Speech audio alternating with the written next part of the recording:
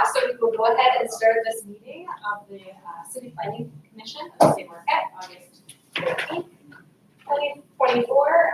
We'll start with the roll call.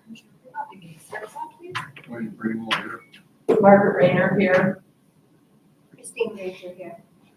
Dimitri Paulson here. Dallas Butter here. Kevin Clay. Gary Godley. And Sarah Bell is here. Is there a motion to approve the agenda? I'll make that motion. Second.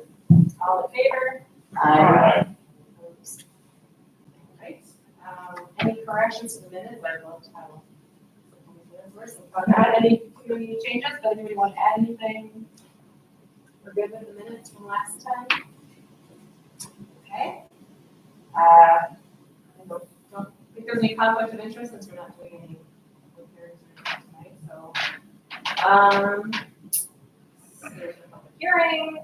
Is there any citizens, number 2, agenda item, citizens wishing to address the commission on any agenda items tonight?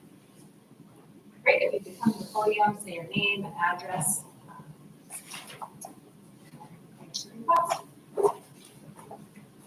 My name is Mike Conley, and I'm at 500 East Ridge Street in the city of Marquette, and I'd like to address the commission regarding the draft community master plan. Is this one chance to talk? This would be one, yeah, and then it's going to Have a chance to address you. This would be the best time. This would be the best time. Okay. The proposed master plan and future land use map on page 13 combine the downtown and the east side as if they were the same. These have been always addressed separately in the past. They should stay separate.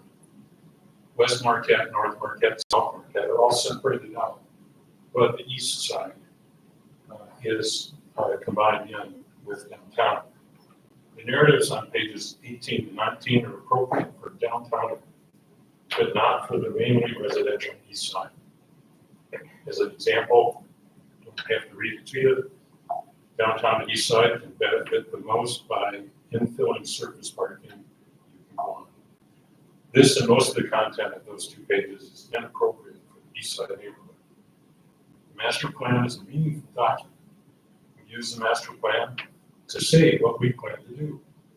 And then we follow that plan as we continually adapt the land development code and the future land use map. As stated on page 11, the future land use plan is the community's agreed upon development pattern and visual guide to future development. It serves as the basis for public policy decisions, capital project planning and funding, redeveloping, updating zoning map, and rezoning individual properties. We should continue to plan for these 2 areas separately as we have in the past. This plan should stay with the Planning Commission before it's referred to the City Commission and should be amended to separate the downtown from the east side. I think we're talking mostly about the North Lakeshore Boulevard.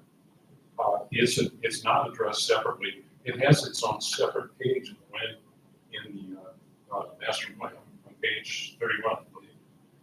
But the future land use map on page 11 doesn't separate it out. It would be right for development. It would be right to take some of those properties and convert them to commercial, including hotels, motels, all kinds of things. There's a lot of property there, and some of it is right on the lake. There are 3 houses between Fair and Arch Street that are privately owned and directly on the lake. For a certain price, they could be bought and then commercially developed under the proposed land use plan that's in the map. So we need to keep that in mind. The entire area east of Lakeshore Boulevard to Coast Guard Road would be a place that you could go in and buy up the land and commercially develop it. And I don't think we want that. The community has been quite vocal about not wanting commercial development such as hotels on Lakeshore Boulevard.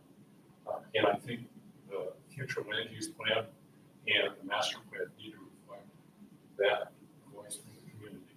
So please take this back, separate out the 2 areas as they should be, and then refer it on to the City Commission. Thank you for your time.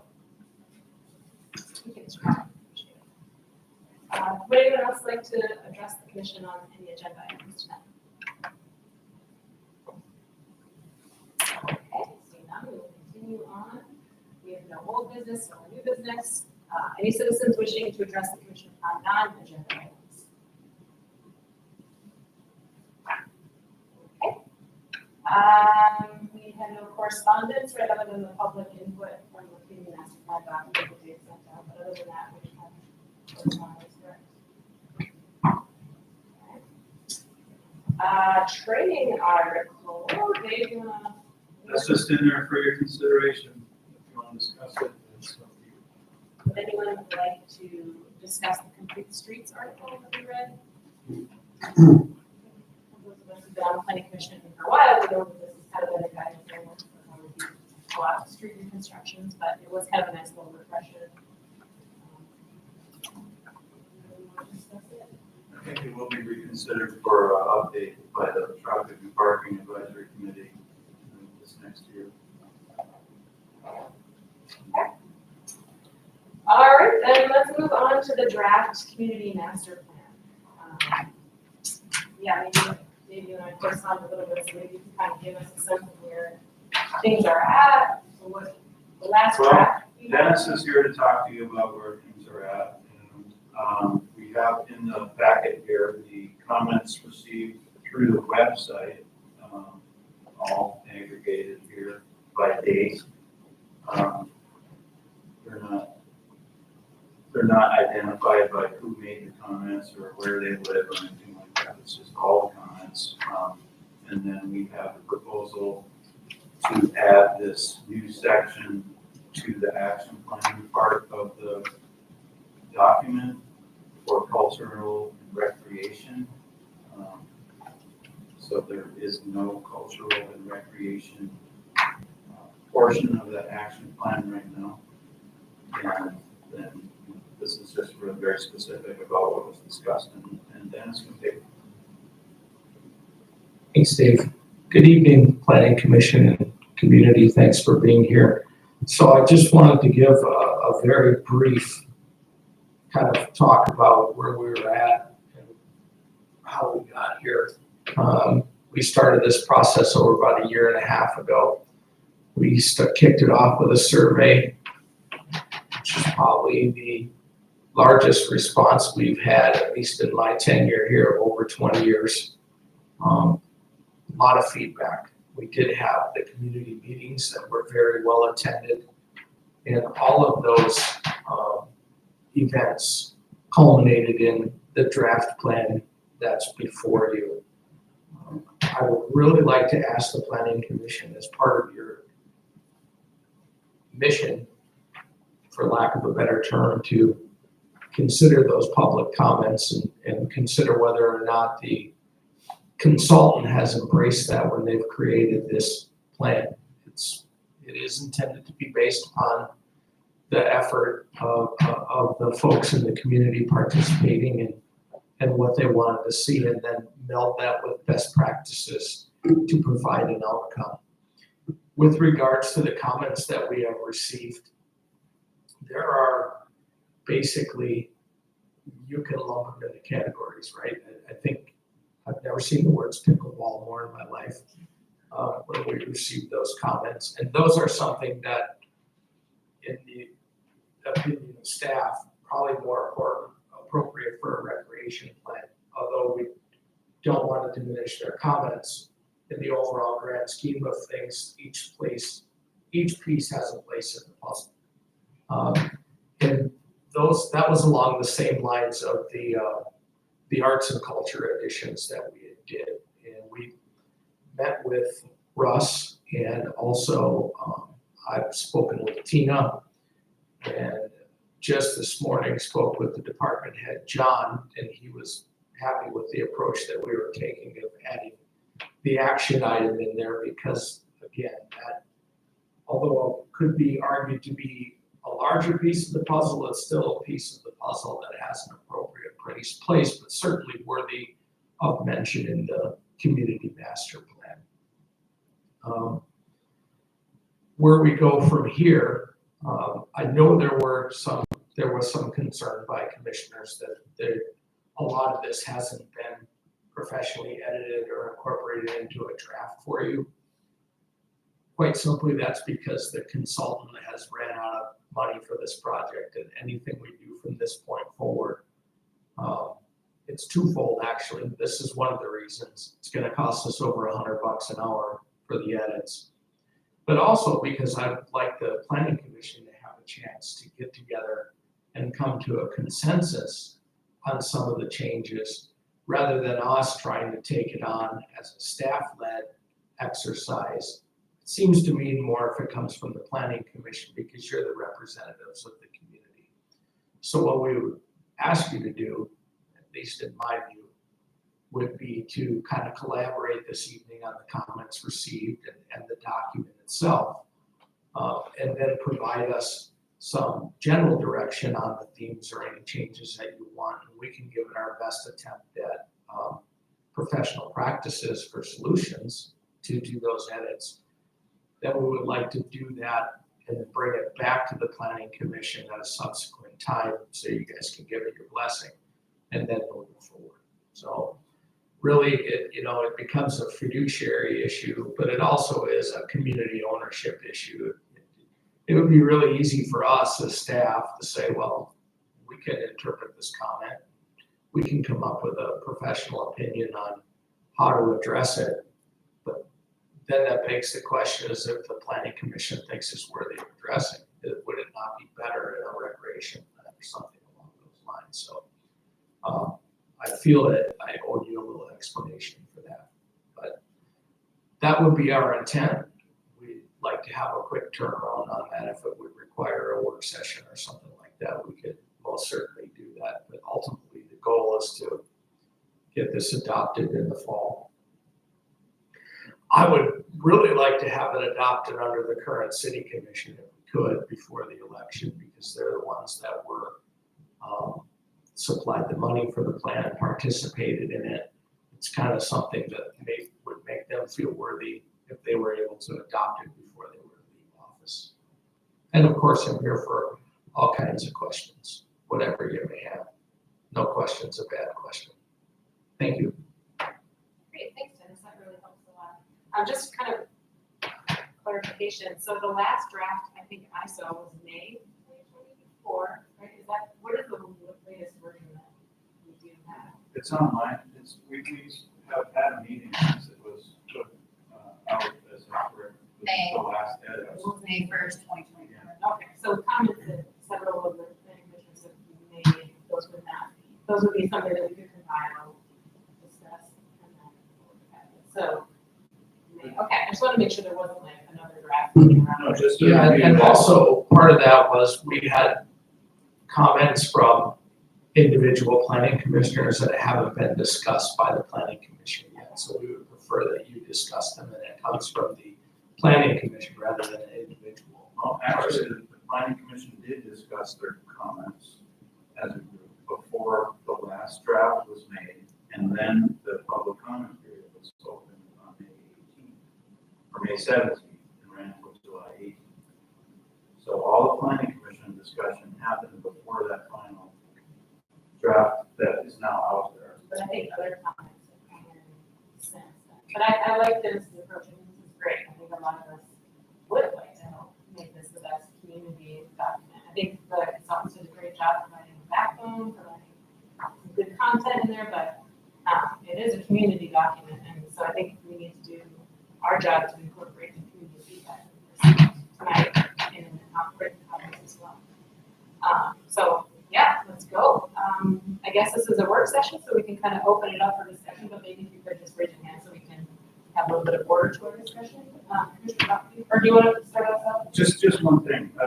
Well, I think the intent of what we're intending to do with the comments is not to address them all individually, but to incorporate them into the public involvement section of the community master plan. Okay, but there's like some pretty big issues there, just like grammatical and like I can, some of the comments I found was like, I mean, I don't know, get into it. Right, but I'm just laying it out that those comments verbatim will go into the plan. So those, I mean, if you want to address the 70-something different comments individually, that's one thing, but that's not what we're going to do with them. I mean, we're going to put them all in the plan. But if you wanted to go through and address them all individually, that's a project. And that's up to your discretion, but carry on. Oh, you mean like every comment, like every people? Yeah.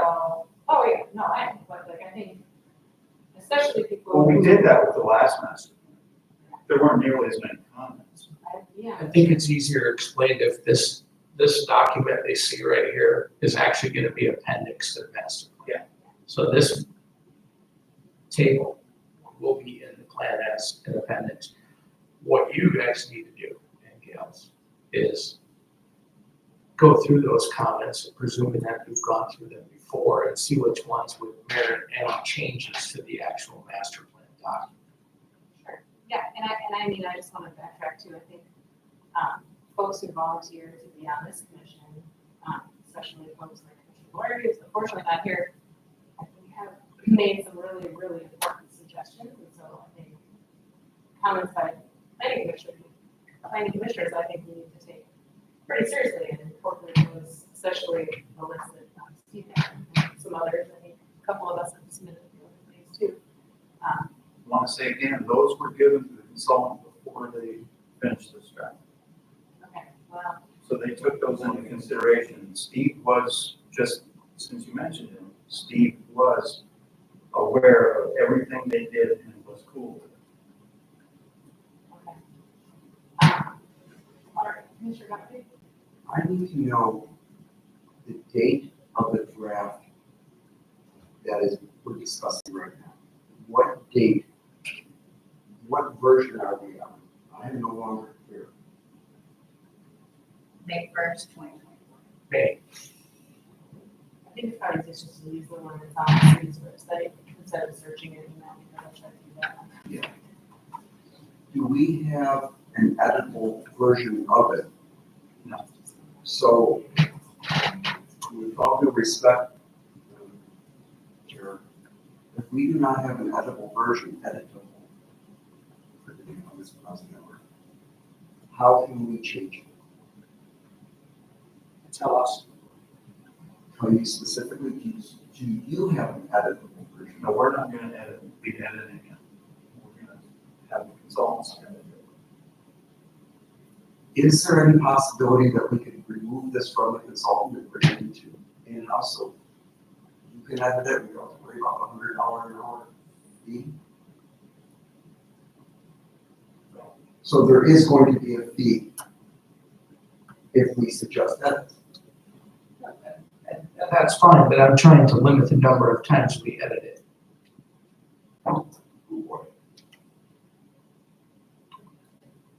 What kind of time frame do we actually have? Seriously, is this going to be done tonight? 'Cause I'm not ready to do that tonight. No, but I think we can make a plan for ourselves. If the goal is to have the city commission vote on it before November, let's look up their meetings. I guess I'd like to know the scope of the edits.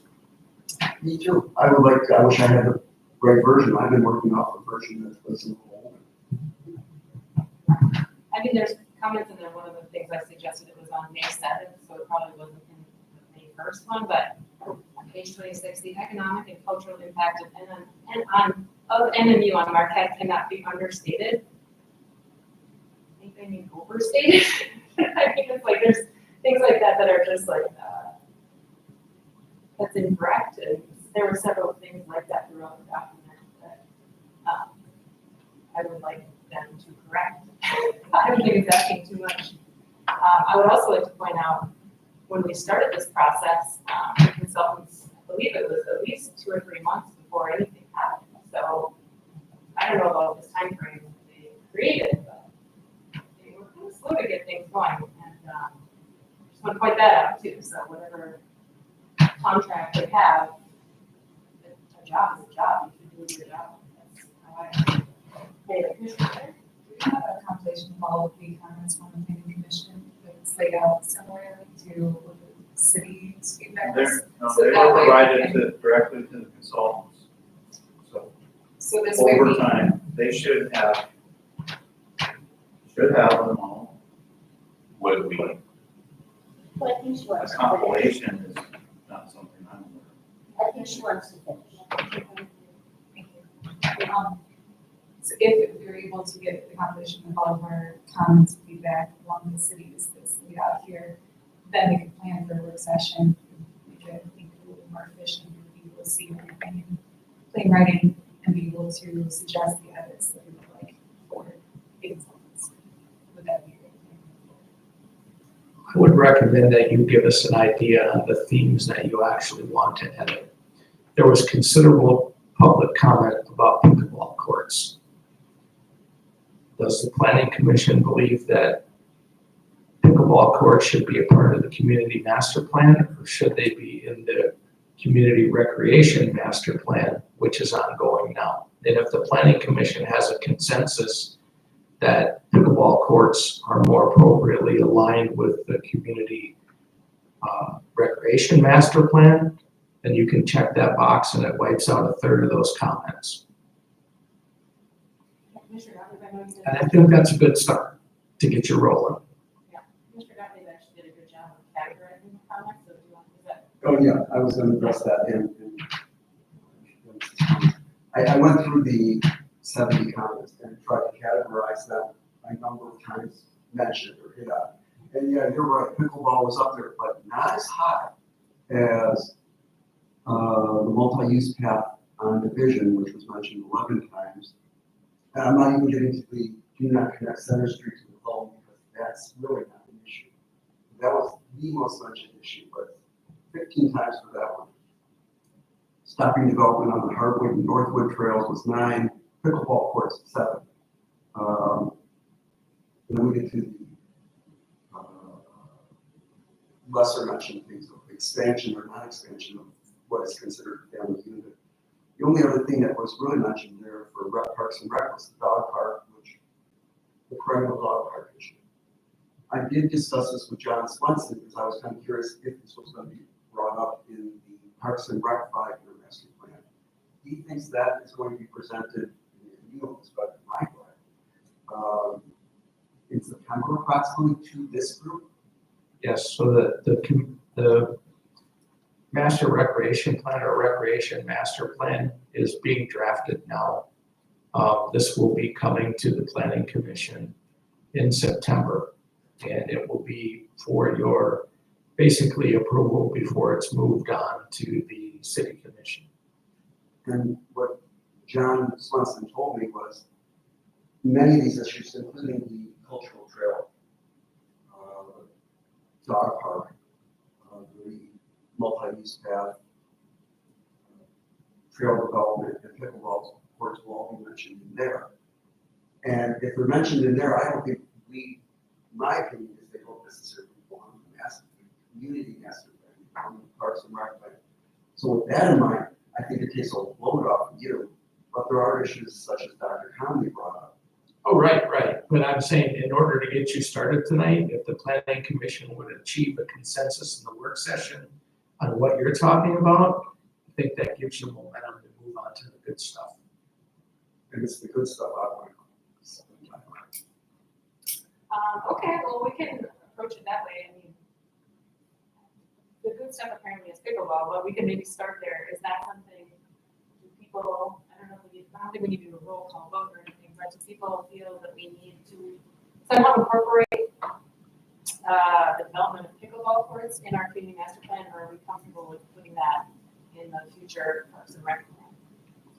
Or do people wanna, I'd say keep the details to Parks and Rec and keep the general outdoor recreation, sporting, outdoor sporting in the plan in some way or another, which I believe is already the apparent. Kind of just, details in the, where the details should be. So, I mean, we're still general here, but it's not like we are a recreational plan. For something like pickleball, that we correlate with other sports, I fit more with the recreation plan. I think it needs to be in the, or in the recreation plan. Does anybody see a place where in a community master plan? Okay. Wow. Look at that, see, Pickleball, building steam. where you at? Okay. Well, I think we should go through, Oh, I honestly, you have that list, so yeah, why don't we go through the I would next one? say that most of the things that I mentioned don't need to be addressed with multi-use. Multi-use path on Division Street, the development in the Heartwood and North Trails area, pickleball courts, and dog park. Those would all- I would lump those all together in my mind, as they are going to be covered in the Parks and Rec. According to John, he said they are going to cover these. And that's where, in my mind, they belong. They do not belong in the community master plan. I would say, if you want to put a comment in there, that's great, but say, these are deferred to the Parks and Rec. And that'll take a lot of heat off of us, $100 an hour. To include that same job, something. You know, so that, since you I have another option for you. When John brings that plan to you, you can ensure that these 4 things are in there and don't move it to the city commission unless they are. Exactly, and that's a great way to look. This is not the same consultant. The consultant being used for the Parks and Rec plan. I'm sorry, I didn't ask for permission. The consultants used for the Parks and Rec master plan are the same ones that were used in, what was it, 2018, 2017? Yeah. Which was a much more detailed plan than I was sitting on Parks and Rec at that time. I was sitting on Parks and Rec plan. I was definitely there. I think it will be on there, and as Ben said, we can assure that it is at that point. That seems fair. I just want to point out that the Division Street multi-use path is shown on the bike plan, the bike routes plan, in the master plan. And I think a lot of people probably didn't recognize that. I thought it was too. That's why I was surprised by that.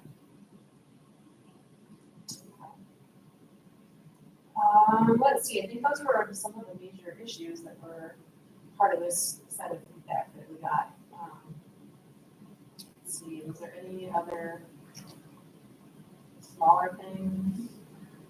Yeah, One of the next major item, and I wouldn't mind going through them just so we can get like clue of what we're going to be doing on a work session if we have one. There were 4 people who mentioned do not expand the definition of what is it called, family unit, Yeah, family. of a family to greater than 4 unrelated people. But there were 2 who said definitely expand it to greater than or equal to 5. So apparently, some people in the community are worked up over this. I was surprised, but here they are. Yeah, it's already changed in most of the That buildings. should say, Yeah, it's effective now. So, yeah, because Yeah. we did put in the LDC. That's already there, Does that need to be approved by the city commission? Well, and there is a city commission component to it because the city code does need to be amended to have the same, to refer to that same definition. So that is something the fire department is working on. That comes under the life safety portion of the city code. It was part of the suite of LDC amendments that the city commission did pass, so. That's forward, right, because that gives the authority to fire and other.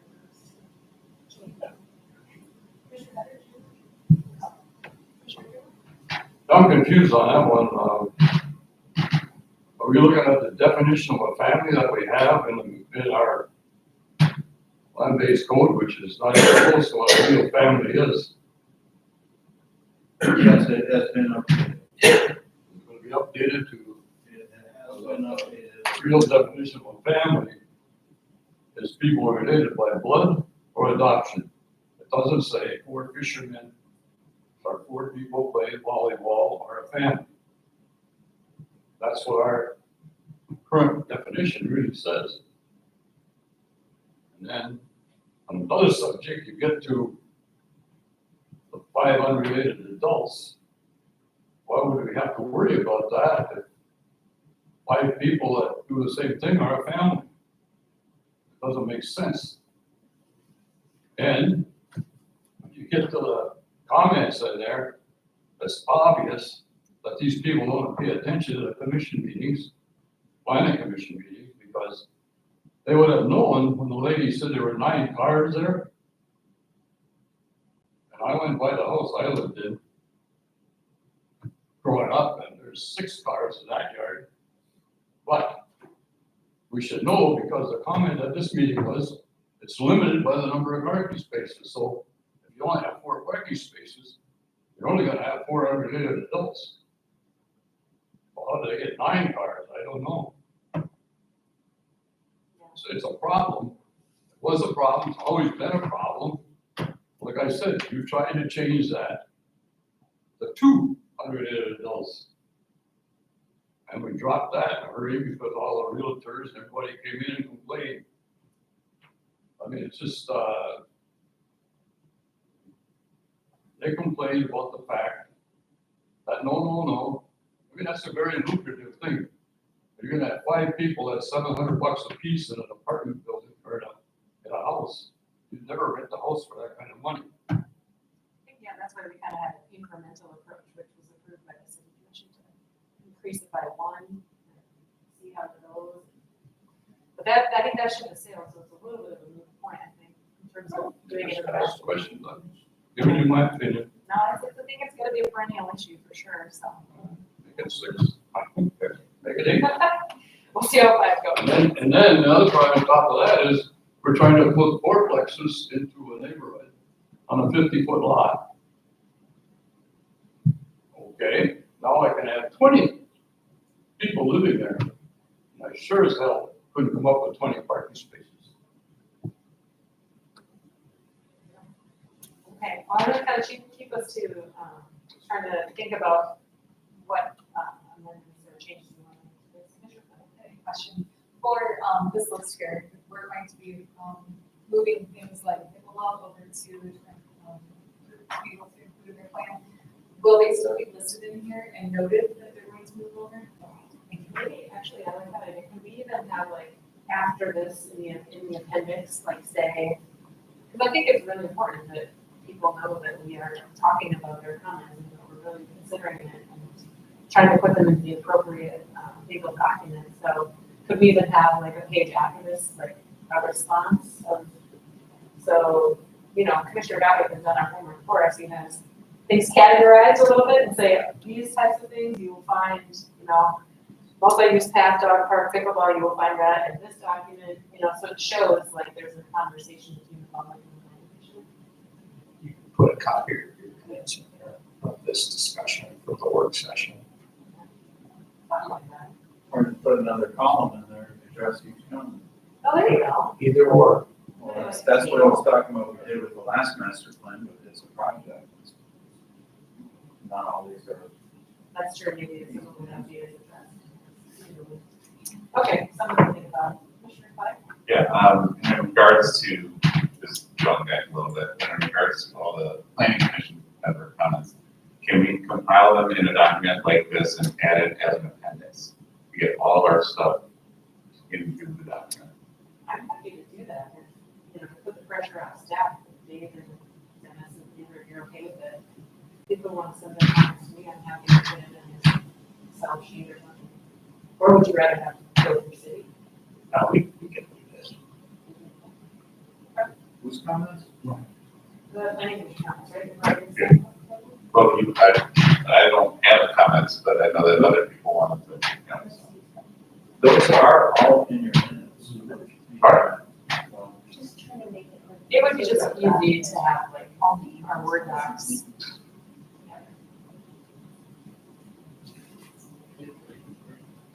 Are you talking about recommending all of our past comments, past meetings, Yeah, things that are not in the May 1st draft of the community master plan. and then combine them into the same sort of format? Yeah, And then have that for our work session. Yes. yeah, I think that's what Commissioner Gunnar was saying. I think that makes a lot of sense. Yeah, going with the same example right here with our comments from response to minutes, or do we just want to represent during our work session? That's a pretty big project. No, I understand what you're asking for. It would be easier to just put minutes in there for planning commissioner comments. Okay. Because they're all on minutes. So that, it probably wouldn't be too hard. I mean, I have a list of 10 comments on a Word document. Put that, whoever else has comments. Yeah, okay. To make it easier for staff, if we were to just start with all of our own comments, and say for the work, and then just revisit them to address the master plan, do that there. And then we don't have to attach it as an appendix. Or if we want to keep it short, simple, and pass these current comments. Could we just not make a statement saying, please refer to the planning commission minutes and let them look through the minutes? I mean, it's gonna cost a fortune if we keep adding pages to this thing, because you do have to correct these as well as have them online. Right, but also the cost of their time. Right, so that way they wouldn't have to audit or edit it at all, because we're referring the community back to the planning commission minutes. And you might make it where you know that you're, you know, the discussion and the plan and the activities that we set off to rec or whatever have been discussed in our meeting minutes, and they'll be in those minutes. I like that, the idea with the document with, yeah, apparently Commissioner Fetters, I don't want to speak for you, but is to reduce the number of billable hours that we accumulate in doing this. That's And what I- whatever's easiest, I'm on board. Right, I don't wanna discount those, but I'm trying to figure out a way that's not expensive or more time consuming for staff. That just, you know. And so they still know that we did discuss these things, we did look at pickleball, and it's in our minutes that we talked about them. And, you know, nice minutes that we got these and we reviewed them. And that we referred them to the proper index of that recreation plan. So, How did we do it last time? To indicate that certain comments were planning commissioner comments versus public comments?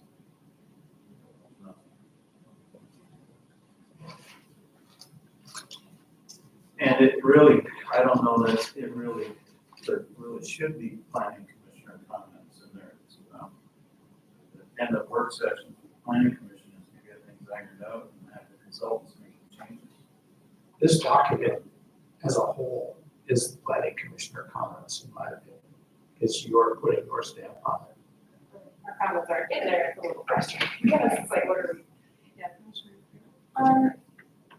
So I am trying to understand, so you're just saying you want to put together, so just put this out there, put together comments from the commissioners to organize for our work session, not to include in the document, but to organize so that we can make sure that they are put in the document in the appropriate places and addressed appropriately with all of us, so that we can iron those out as commissioners before they go in.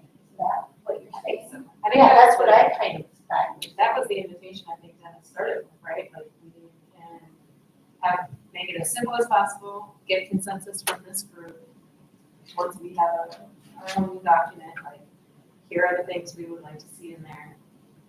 We can get that buttoned up and tightened up before we ask the consultants to do any more work on it. And so, Yes. to me, having a written document like this would be very helpful for us to have a work session.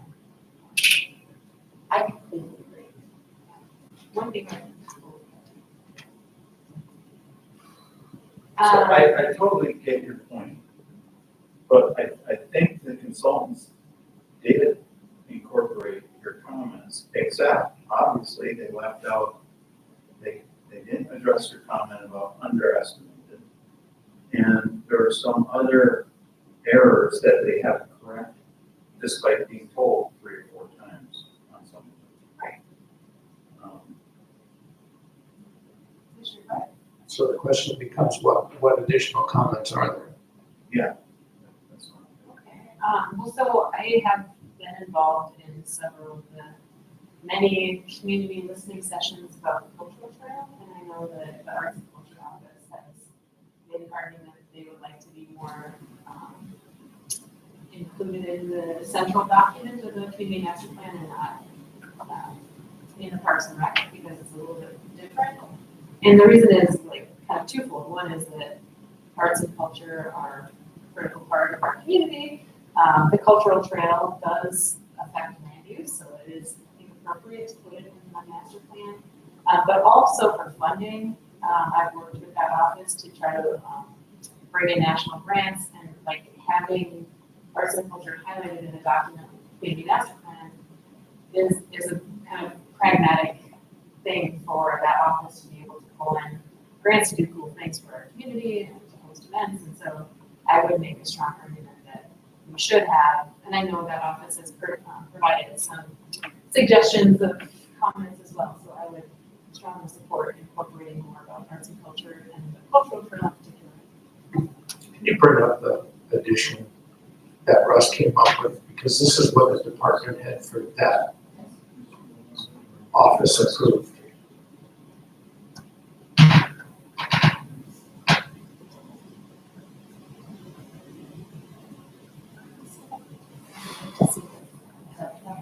Yes.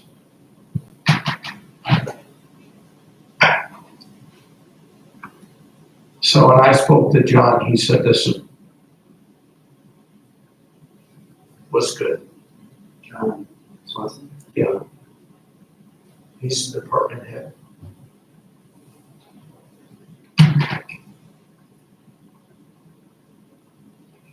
So they're actually adding it into the action plan.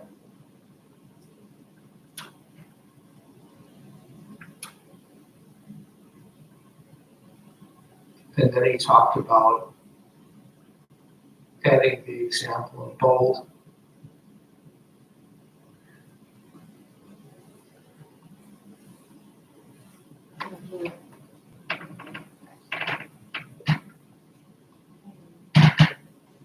Yeah, I think that's a great start. I think the cultural trail has already begun, so it's got a potential, could be transformed as a cultural trail. It has begun. We have the Seventh Grandfathers Trailhead thing that we did, opening for that. It's still being closed. It's in the works, so.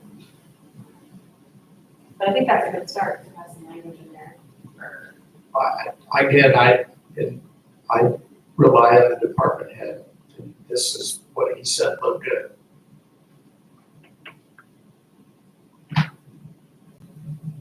I'm not trying to belittle your comments or anything. I'm just saying from my world, when the consultant does this and I send it to the department head and he says that would work, I'm presuming that he ran that by Tina. And if you think there needs to be more, then that's discussion of the planning commission. Right, that's what I'm saying, it could be one, because I know Tina she sent me drafts that she had submitted, I think in May. Yeah, she sent us a draft where she wanted the cultural trail mentioned in all 5 of the main objectives and all of the land use typologies. So that could be something that this commission could discuss. Especially, I think that is like shooting for the moon and very detail oriented in the same way that pickleball courts are. And that we need to be a little more broad, and if this is accepted by our department heads, I'm okay with this. I agree with him. I think that you brought up a good point about could be transformed to something that is, we've passed the could be. Yeah, so wordsmithing it to say this is, we can wordsmith it to reflect this has been done, it's it's moving forward, now it's a matter of looking for funding. I totally understand that. And maybe there's a place for it too, and I know this much anticipated corridor study that we've been talking about for 10 years. I know maybe there's somewhere in there that could be mentioned as part of the corridor study. I think in the recreation corridor section, maybe there's a spot there where the cultural trail would be appropriate to talk about it as not a future land use in terms of a map, but like something that associated with that particular part of the community.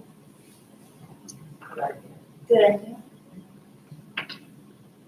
I think it's really hard to put it in all the areas that just doesn't seem realistic. I understand that she's passionate about it, but we have to be realistic, because there's other things that people feel, the bike trail people are really passionate about their bike trails. I mean, that's good, I don't discount that, but there's a limit, unfortunately. One thing I thought that was a reasonable compromise between all of the many detailed additions Tina suggested and what our consultant suggested was just the simple addition of the map of the proposed sites for the cultural trail, which wouldn't necessarily even require anything to be moved in the document. It would just be a one-page, like our bike map, like our map. Like a legend, yes, Yes. They have 8 sites outlined. And it would literally, when Dick Horton had the invitation for people to come and give comments on the Parks and Rec Master Plan, there were 7 or 8 big boards made up for the cultural trail. And they're all very informative about the proposed project. One of them is a map. And it shows the 8 proposed sites. And that's what I'm talking about. It's a simple map that's already existing. It wouldn't take us, we wouldn't have to create it. Well, the other alternative is where the term cultural trail is in that paragraph, it just hot links to the cultural trail. I mean, we're doing that in other spots, so I think that takes care of it. And that's another thing, that hot link could be to not just that map, it could be to whatever. Right to the cultural trail. Right. Yeah, I think that would be. You're already doing that with It is the, It's in between. you're already doing that with the resiliency documents. They're hot linked. The climate stuff is hot linked. You just do the same thing with the cultural trail plan. And then that, I believe that maintains the integrity of a master plan, which is really supposed to be that 10,000 foot view down of the general themes of things. And then if you're interested in a particular pickleball or cultural trail or whatever it is, you have the means to go find it someplace else. I'm satisfied with that, but I just want to make the point that I think pickleball and the cultural trail are pretty different. The cultural trail has had a lot of community engagement. But it's different people, right? I think there's probably some people that like culture and also play pickleball. No, what I'm saying is that arts and culture can mean as much as the folks that are in arts and culture, it has very, very meaningful things to them. The pickleball people are the same way. That has it's very meaningful to them as well. And that's why when you drill down to the level of those individual projects, that's where the strategic plan comes into play. And are we going to fund this? Are we going to fund that? That's the next level. From a staff perspective. Any other thoughts? Yeah, Commissioner Freeman. Just different subject. We have a citizen here who asked about Lakeshore Boulevard and stuff, changing the map. Where would that come into play? If he didn't have it in a comment on this paper that we're gonna incorporate into the thing, but I think we should discuss that if you think it's appropriate. I think some of us offline have kind of talked about it. Commissioner Bradley, do you want Well, it is addressed in the public comments. I don't know if it was Dr. Conley or not, but somebody did bring it in the public comments separating downtown from the east side. I didn't see it. So I could be confabulating them. Or, No, I think he agreed. But can I speak on that? I agree with Dr. Conley that the east side and downtown are completely different areas. and have been designated as such in previous master plans. But I think I did discuss this with Dave prior to this meeting. And correct me where I'm wrong. Given the zoning and land development code that must be followed, while I understand the fear that Dr. Conley's having, I'm not sure that anything can be acted on while the zoning and land development code are in place as they are written. I wish the consultant had separated them. I think it's a shame that they are put together. It doesn't make any sense in my mind. But I don't know how to separate them now without creating many hundreds of dollars of hours of billing. But Don't worry about the cost. I'm worried. No, I What about if just we understand, I just want to do it one time. Yeah, Commissioner Freeman? I go along with Dennis' comment. I mean, $100 an hour sounds like a lot, but in reality, it isn't a hell of a lot at all. In the big picture, it's not a lot of money. What was the first day on the consultant's fee for this? What were they paying for this? I'm sorry, I asked you that. Turn up my hearing aids. I was wondering how much did the city pay for the consultant's fee? We had a grant from the MEDC for $30,000, and then we had to cover the other $30,000. I believe it was total $60,000 projects. 90. So the MEDC paid 30, and then we paid 60.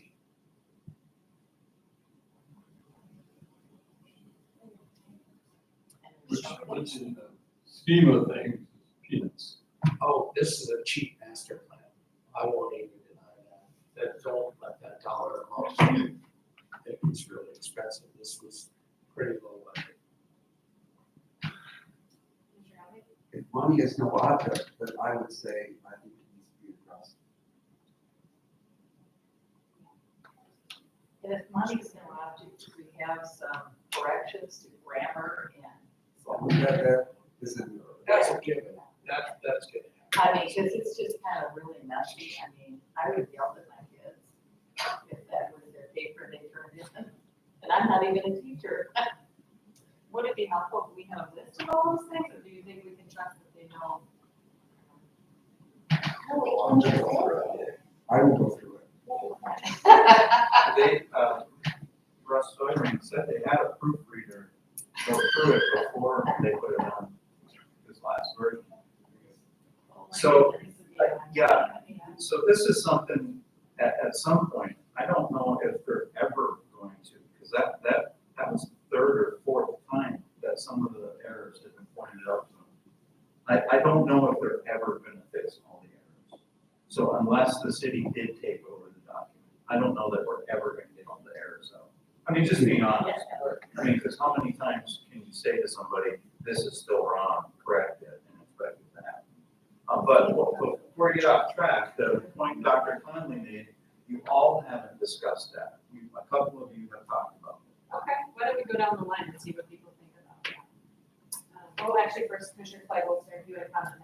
Yeah, my comment is that I think we should not, is it possible to not hire consultancies in the future where we don't have getting hours of the document? How did we enter into this agreement in the first place? Well, it's We can't just- write our own spelling errors. It's the matter of the software being used. We don't have a license for the software they have, and it would cost us a ton of money. And that's anybody that we work with. It's not just merely a Word document. Yeah, those are really easy to use. That makes them really nice. Anyway, okay, let's get back to the downtown versus east side. Mr. Freeman, we're just gonna go down the line and then we'll see where people stand on this. I agree with them 100%. I do also. Yeah, that was something I saw on previous things. I would agree. So no opportunities for corner stores, anything like that at the east side. No opportunity for density. It's just gonna be big lots with houses. We still have mixed use. I mean, that's fine. We still have mixed use. That's your desire, but What would it be separated into, if I may ask? Residential only? Maybe residential. yes, But it's also just a historic district as well, because you have many, many houses in there that are very, very old. And registered. What I would like to, does our downtown development authority have a plan itself? yes, So I guess that's the only thing is our DDA has their section, their street, right, West Washington and Third, and that's what I really want to sort of separate, but also maintain the mixed use and gentle density growth in those kind of areas. I don't want to create a very distinct borderline difference from, but also I just want to indicate that we have a central business district versus the more residential district. Both being able to have that gentle density and mixed use, small businesses, pop-up corner stores. The ability to incrementally grow is key, but also maintaining a level of growth that isn't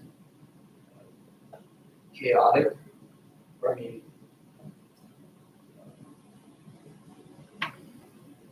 too big to handle, I'd say.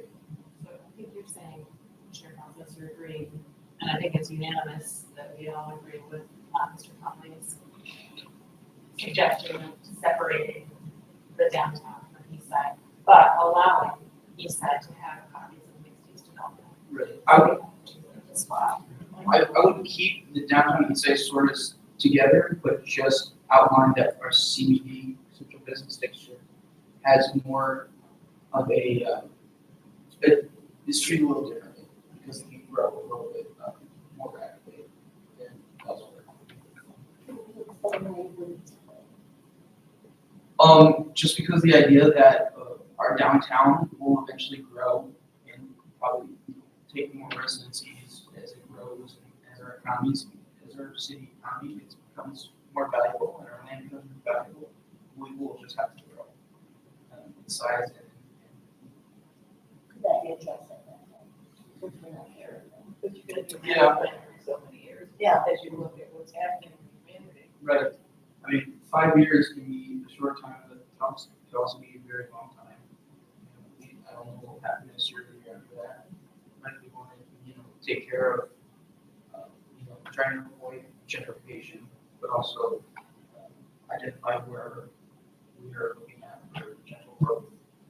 Just distinguishing between the two different types of land uses would be key. Place types. Yeah, that's what another thing is place types for land uses. We have downtown place, so we also have small parcel residential units that could be, mom pop shops. So just keeping that idea separately.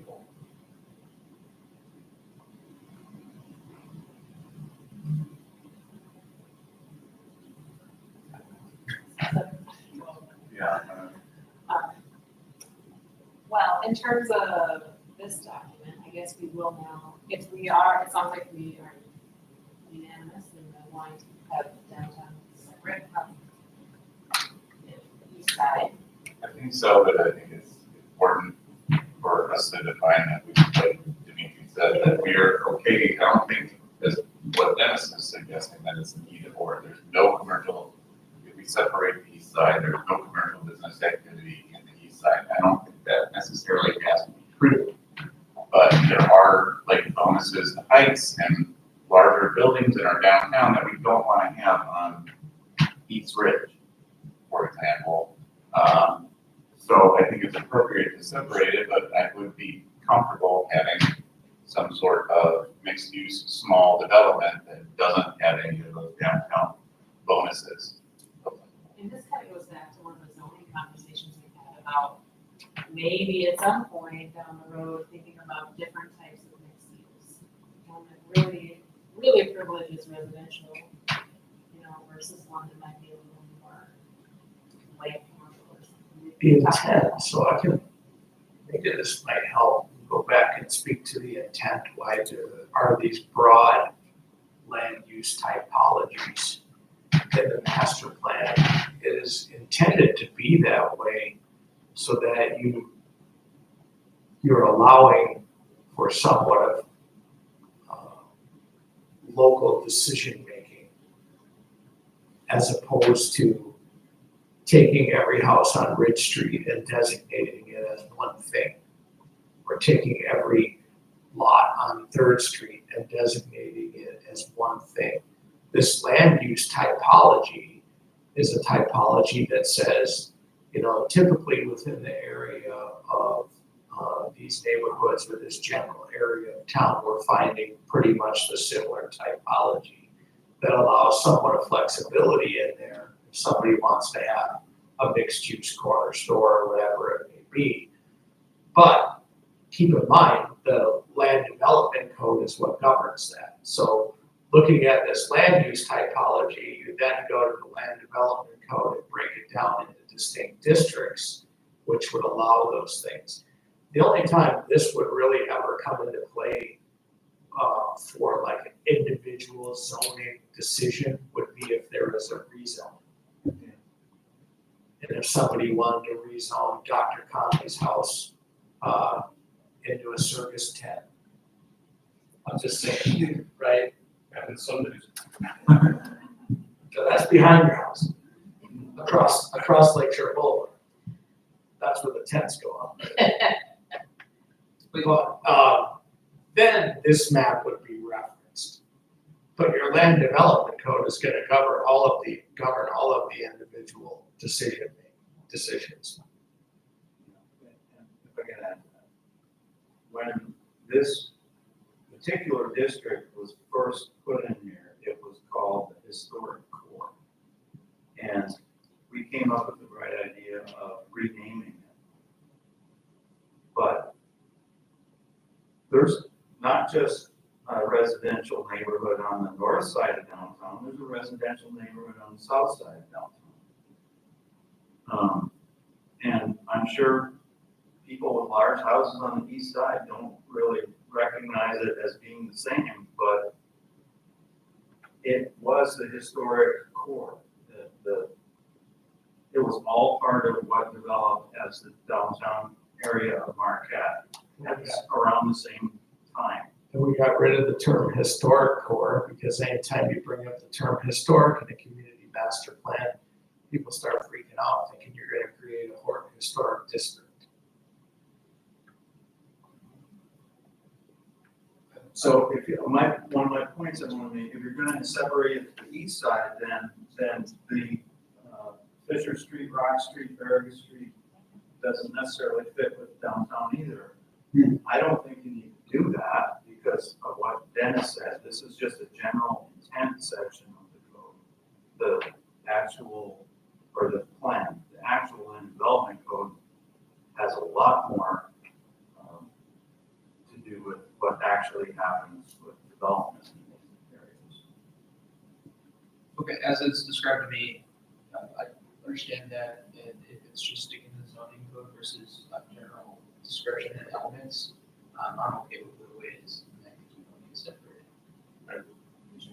I was gonna say as well, having it explained and revising my previous statement to agree with what is presented.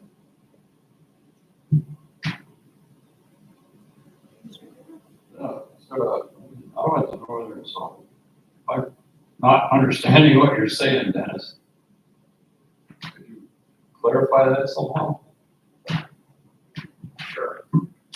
This map that you see is a basic description of what is existing right now. And it was, so the area that Dr. Conley is talking about was called the historic core. So land use, a typology is just a type of land use that generally is the same. Does it make sense? But I think given that definition, they are all distinct areas. They serve three different functions downtown and on the east side. I think what, but maybe in another way, the way that I'm understanding it is that we can, for individual zoning and building decisions, we can rely on our previous work on the land development code to prevent giant buildings from being built up on east side. And we do not need that addressed in this document because we rely on the code, which is already written in and approved by us. And we can rely on our work that we've done in the past to make those individual decisions on individual lots. Let me help you with why I came up with this typology, and I'm gonna go back here, and Andrew, you can use some of that district use. That's, oh no. The reason that we come up with these typologies is not particularly because of land use, it's the culmination of everything that you talk about with the exercise of planning. And all of these neighborhoods, the downtown, the neighborhoods south of downtown, the neighborhoods around Third, the neighborhoods on the east side. One common thing with all of these neighborhoods is that you can basically walk to anywhere. Okay? This was the original core of the city. You can walk to just about any amenity you want. It's like the central walkable part of the community. Things are very, very similar. The block types are very distinct, so on and so forth. Everything that you would want to talk about, transportation, land use, the whole 9 yards, right? When you get into this district over here, you're not walking anywhere, right? It's distinctly different in the West Marquette neighborhood. This is distinctly different because you're sure not walking anywhere along here, and the primary function of that is different than this, which is different from this. This typology within itself, in a literal sense, you should be able to live here and have access to all your goods and services and pretty much everything you need to function within there. This one, you have to get in a car to do that. This one is where you go for some of that stuff. We know that these neighborhoods down here are the cul-de-sac neighborhoods that you basically can't walk anywhere from, right? And then down here, you have something that's similar to this core, but yet you have to cross this right here to get into that. So they're each distinct from terms of a land use planning perspective, not necessarily the actual land use that occurs there. Do you have something to add to that, Dave? Yeah. I agree with it. I agree with what you said. Yeah. That's That's why those typologies came out the way they did. It wasn't, hey, we're gonna allow for everything here to be like the most dense thing here, which you have a very valid concern, obviously, that it is. I'm not diminishing his concern on that. But I'm just trying to explain why we come up with these typologies, because they are general areas of the city that are very insane in terms of transportation, what you can walk to, where you can obtain your goods and services, and all of that stuff. How do we help developers start building like Peak again? How do we what? How do we incite developers to start building like Peak is? Design. Yeah, I mean, sorry, off topic, question. How do we? Yeah, because that's my favorite part of Marquette, right? That's everybody's favorite part of Marquette. How do we start building like that again? That's a market question. There's a lot of things. Like, you could direct it to certain portions of your town by making it permissible in the land development code, which you have done as a planning commission, and the city commission has adopted that. Duplexes, triplexes, all that stuff is allowed now, but the economics have to take place. The market has to take place for it. Nobody's going to build it if they're going to lose money on it. Okay, so that's my portion right there. Do you understand how we came up with the typologies now? Did you answer the question, Reed, or something? No, I mean, I haven't been here long enough, but we used to have, like, North Marquette, for example, you had two food stores, you had a co-op store, you had your stuff. When I walked to school from North Marquette, we were at or junior high, I might see 3 cars. Now there's hundreds of cars. So we're trying to go back to that. You know, like the spot store over there on Hewitt or stuff like that. It's handy. You know, we're trying to stick those in the neighborhoods all over. I just don't see it working. I don't think you're trying to stick them there, you're providing the opportunity if it's desirable. You're making it permissible. Can't force it. But again, if I put a store in the center of Ridge Street, am I gonna get enough customers to survive? That's for you as a business owner to find out. Absolutely. That's crazy.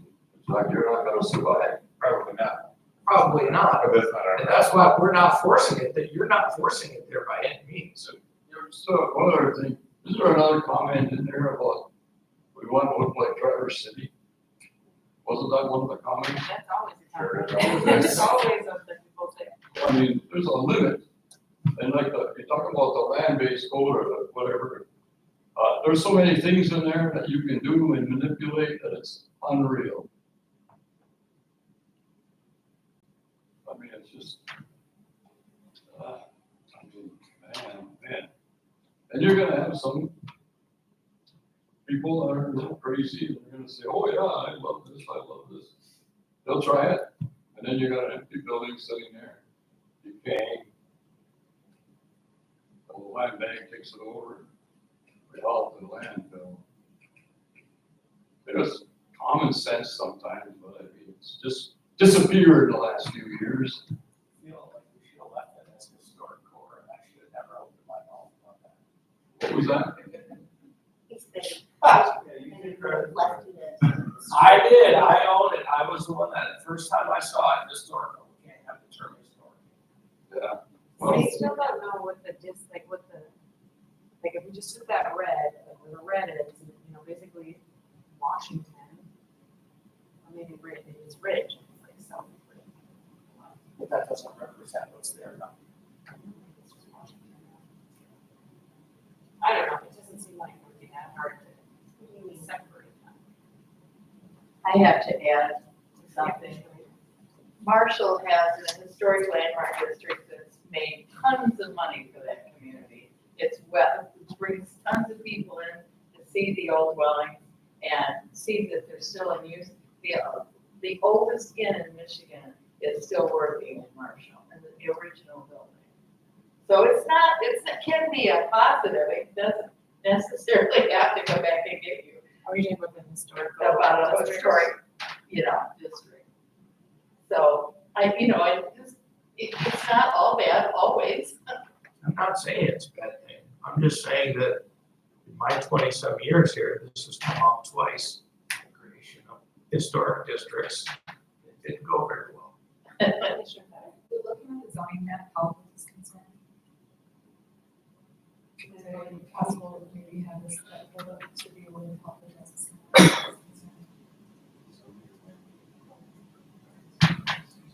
The zoning map. Like it's only- Just to see, I think that's good that idea. seems to be the main concern right here is how it's separated. Where we were going.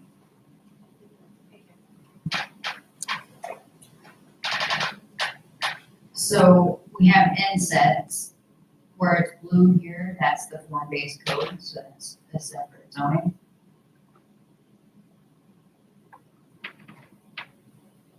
So this is all form-based code area, then you have the CBD zoning district. In black, then you have mixed use here, multiple family, medium density residential, Third Street corridor. Civic, all that different stuff is within that. And none of that will change. Okay. Because that is the actual zoning and the desirable density, everything else in there. But when you speak to typologies, the typology is all of those things make that neighborhood typology what it is, where you can walk to those things in your environments. That you services. So look at a typology from a planning perspective as the whole. And then you move to zoning, which is the parts that make up the whole. But it's also the control piece to that. It is the control. Okay. That's what I'm worried about, is the control. But I think this type of land use map, future land use map versus what we have now, which is parcel specific, is going to put more discretion on the planning commission for what happens on individual parcels related to zoning, because as Dennis said, where the rubber meets the road on how land use changes over time in these land use areas is going to be through rezoning. That's probably the biggest difference is going to be. Now, if you look at the land use map, and if the future land use map doesn't say this should be mixed use, and somebody comes in for a mixed use, wants to rezone the property to mixed use, they pretty much have a tough case to make, because the land use map doesn't agree with what you want. But now, it's gonna be a lot more general, and you're gonna look at those 14 standards, or for special land uses, you're gonna look at the standards more carefully. And then for rezonings, you're gonna scrutinize a lot more carefully, or, I mean, not that you're not doing it carefully already, but it becomes a lot more important that you get right if that use is consistent with the neighborhood, with the area where they're asking to do that. And that's something we've talked about a lot, is there's definitely with this more potential for spot zoning, if the planning commission and city commission aren't really diligent to that. But it does provide a lot more flexibility.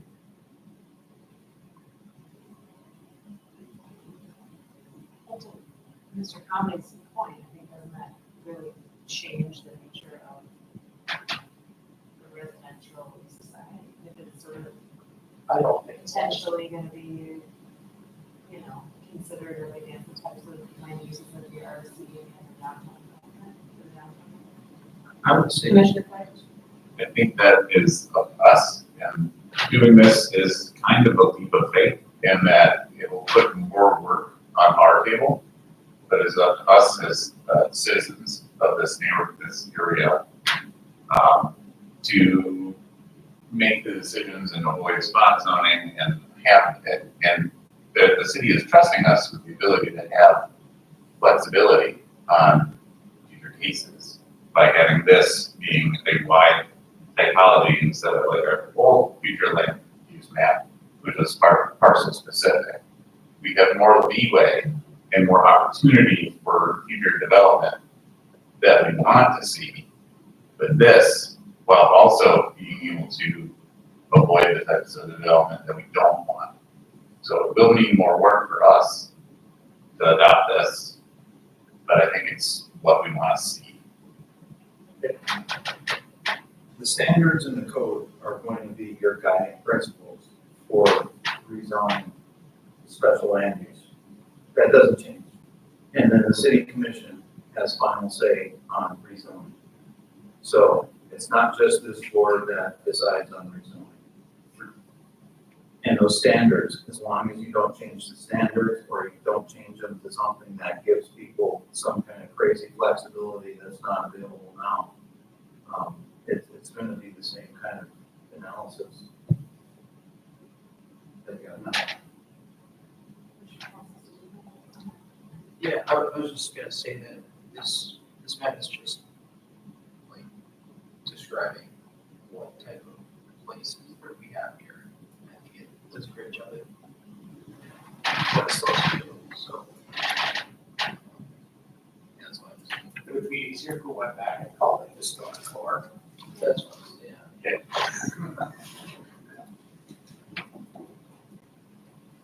That's what I was. I didn't read the room on that one. I still think they are two different, I kind of agree with Mr. start coming, they feel like, I mean, if you look at our zoning, they're distinct areas. Maybe the walkability is the common thread between this whole area, and maybe the historic development, the timing of when things were built, could be a common thread, but I think functionally, they serve different purposes. Maybe The parts do. I would debate that the parts do. So again, this is the sum of all the parts, and then the zoning itself are those individual little parts that make this what it is. I guess it's from that perspective. It's not. Are you following that one? You understand? I understand what you're saying, but I believe that the master plan is the master from which the land development code flows. And then the zoning, and then each site plan review and that. But the master plan is the one that the community has input to. That's what we're talking about now. It's the overarching document. And then the land development plan. These are different. And there are separate neighborhoods, but we've combined downtown, this core, with residential. We didn't do that to the south side. That's separate. Not to the west side, not to the north side, but we've clumped them together. That's not right. Look at page 19 of this document and see if that describes the east side. It describes the north side. And do you want North Lakeshore Boulevard to look like Plymouth? That's what you get. I mean, I don't argue that what is Mr. Conley's contention is incorrect, but South Marquette is almost a mirror image of this east side downtown. It has a commercial district, it has a lot of residential, it has mixed use, it has a highway running through it, but yet we put it into one typology because it's a distinct part of the community.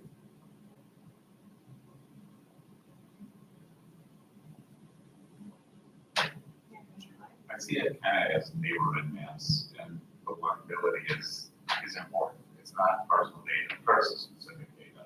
And it's not just walkability, but what you said is a neighborhood map. It identifies the neighborhoods.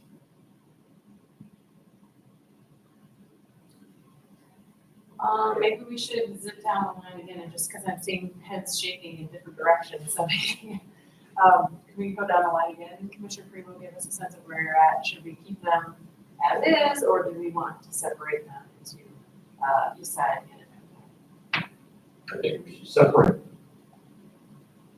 I think that's a nice neighborhood up there. There's a lot of historical houses up there. You know, we can't use that word, I guess, Dennis.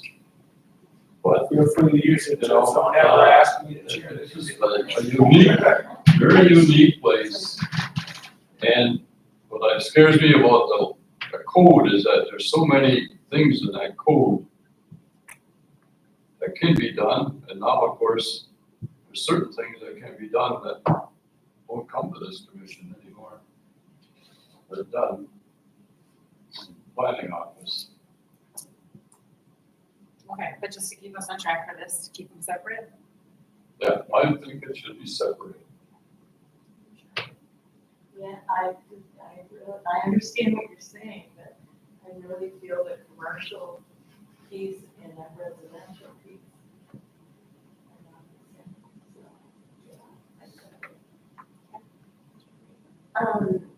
I have to say, I'm confused more now, so I'm just trying to wrap my head around it, really.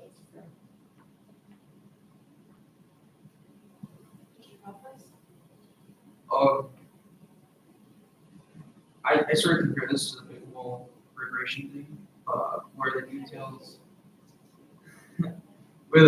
are in the plan that's more preferable to, like how our downtown east side, the uses would be more referable toward zoning code, and how this is more a generic description of our place types and typologies. I think what's really screwing us up here is it has land use in its description of the picture itself. not land use. This is just a description of our places and the way it is around us. So for that, I'm just saying, the way I walk through each part and how I can tell it's different from another one. I walk by a lake shore and just Third Street downtown and that historic, not historic district, but that area, I can tell it's part of one mass in that place. And then I walk down Avenue and I can tell it's a different place. And just because how I feel in that aspect, I'm at the same, keep it the same. And if anything, go ahead and I would prefer to actually that change in wording, really, and remove land use. And just keep, like, or reading it to neighborhood typology or something like that, sort of. Just to clarify that it's not obstructing with zoning codes. That's all I have for that. I have a question. Wording in there, my thought is still go forward with separating. For now, as we're looking at some more agency in South Marquette, it seems like it was just a simple consideration to look at the highway there and say, oh yeah, below that South Marquette. Wait, is South Marquette below Marquette? No, I actually, you live in South Marquette. Well, I don't think so. Yeah. I call myself a West Ender. Oh, you do? West Well, Central. West because Central. below the railroad is the railroad line that was there, that is West South Marquette. So Bearville, Rock Street, that's all South Marquette. Like since I've been here, I'm South Marquette. How's that West Stonebrook? So that's my question there, is that even correct? Is, Well, historically, the West Stonebrook was historically the dividing line in South Marquette because it's a natural barrier. It's a valley. What's that thing? Those are that, yes, I would like to still look at separating the downtown versus East Marquette and you can consider looking at South Marquette. I'm in favor of keeping this plan. I gotta go back to my original statement. I wish they were separated at first, but I think given the strength of our zoning and development code, I'm just not that. I'm not as concerned as Dr. Conley is. And if it's easy to separate them or those, that's great. If it's not, I'm just not that concerned. I think that commission has a handle. I do like to tree comment about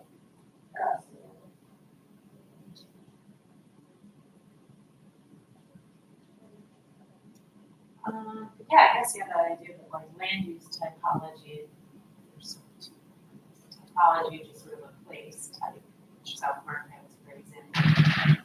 Say South Marquette, you get a sense of what that place is, right? But when you throw land use in there, like to me, the downtown is a much different land use than the vast majority of the east side, which tends to be mixed use, primarily residential. So I don't know, I think I would be in favor of splitting it because if it's easy, it just seems like it would be easy to keep that, visually the map has some nice colors and everything, but like if you just have some new color, Washington, below Washington, south of Washington, seems like it would be not that difficult. But I guess that gives that some. That don't now you're in my neighborhood. And then maybe the South Marquette the border has to move up to the river. I don't know. Maybe we're making more work for, this is gonna be another $60,000. Well, I'm concerned about use land use, or, that bothers me, that's why I thought it should be separate. If we relabel this, just purely like typology or purely, yeah, I guess we should say, let's say age or place types. Place typologies. That's what I'm saying. If we were to relabel this just place typologies, and we restarted this whole conversation. But here's it. Can I make a comment? Sure. Do you mind coming up to the podium and your name? So I'm actually, I get what they're saying. Can you say your name? I'm Alex, my name's Alex Burnes, 1013 Champion Street. I get what Dennis and David are saying. I think if you went through changing it, you pretty much have to write like a whole new master plan, because you'd have to decide, well, what are you gonna change it to? Because I mean, there's Washington Street, and then south of that, there's still residential, and then there's Third Street, and then on both sides of that, there's residential. So I'm just not sure, like, I think that would lead to a lot more problems than we have right now. And I think this does a good job of like bumping in that historic core of, like, you know, there's 2 commercial districts and there's residential around it. And I think they explained well, the land use and the development code does a good job of being in control for zoning and all that. So I don't think you get, you know, huge high rises next to, you know, one single family houses. So yeah, I'm just in support of keeping it the way it is. I really like it actually. Thanks. Thank you. Like kind of like 500 East Ridge, if the criteria is walkability, take a stream that's in from Washington to Third, see how far you walk to the corner of the east side down there. So if that's the new criteria, that's what you do. It's not walkability, it's the character of the neighborhood, totally different. On the east side, I'm not talking Bridge Street, I'm talking Spruce and whatever. It's different than the downtown.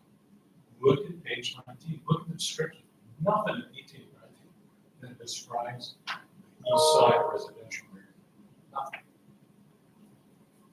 Thank you.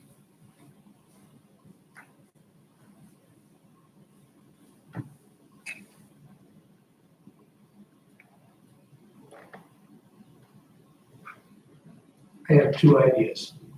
And we're not gonna solve this today. But this would be something that can be worked on to be brought back to you. You could call it place typologies. Get rid of the types in the land use, and then rename it historic core. Within the historic core, you go back, go to page 19, and you describe that the historic core is made up of X, Y, and Z, each having their own place within this typology to be governed by the land development code. Something along those lines, but we need time to reword that. The second option, go ahead, Dave. One concern is that if this isn't our future land use map, something else has to be. Because the land development code has a lot of references to a future land use. That's what this is supposed to do. Well, then you call it place and land use typologies, but you go back, you call it historic core, then you go back to that page, the section that describes it, and you break it out into it's comprised of these different things that make it a neighborhood as a whole. And then, you know, kind of summarize the discussion what you've been talking about here to offer protection for that place type. The second option is really messy because now you have to go back and you have to create another land use typology and then try and explain why it's distinct.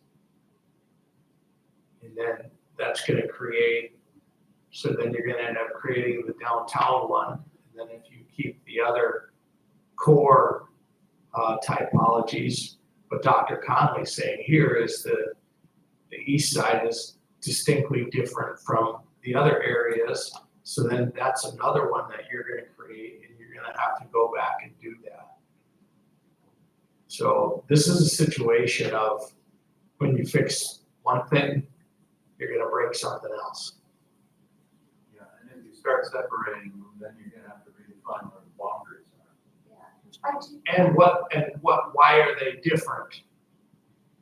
I do like what you just suggested, in the idea that there is a historic core, and the fact that just even understanding that the homes that are in that acreage, either from the east side or all the way to Rock Street, you know, when home was 1880. So having that sort of historic core and how it was set up, originally, home Marquette was it was concentrated, built within that.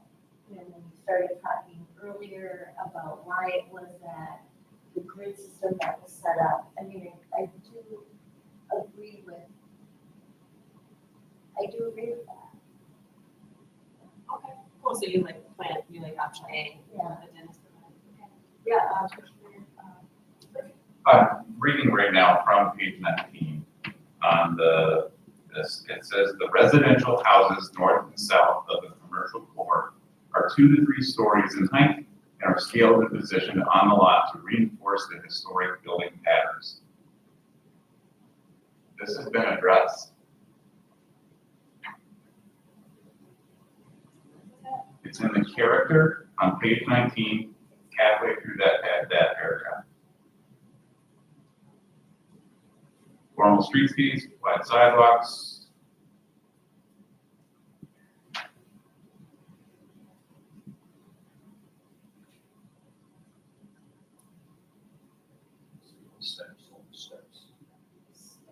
so are we good with, do we all I like Dennis's first option there, place typology, and then go back to the historic core with these 2 different distinct areas, the downtown area and the east side, the 2 components of this bigger historic type to bigger area. Yeah. You guys like that? Okay. Yeah, I'm a pathologist. I have a whole different definition of typology than you do. Could you tell me your definition of typology? Is this for 500 or 5,000? Distinct definition of typology. Well, from a planning perspective, a typology is the neighborhood as a whole, what you see there, what, okay? Think of character in that entire part of town. The typology embraces that character, what you see. I'm sorry, just need to hear what Yours is a very specific, distinct type. Any other thoughts, comments? Is everybody good with this first option? I'm just back to the fact that we have to have a future land. Yeah, so we'll call it that. We'll call it place and land use typologies. We won't say place type, call it place and land use typologies. And then we'll rename it historic core, and then we'll go in that section of historic core and make sure there is something that addresses what Dr. Conley was concerned with. I'm on board with that. Anybody want to have more discussion? Wayne, are you okay with this? Why don't you? Yes, I do. I can live with that because I think it's more protective of that area. Okay. Good? Good.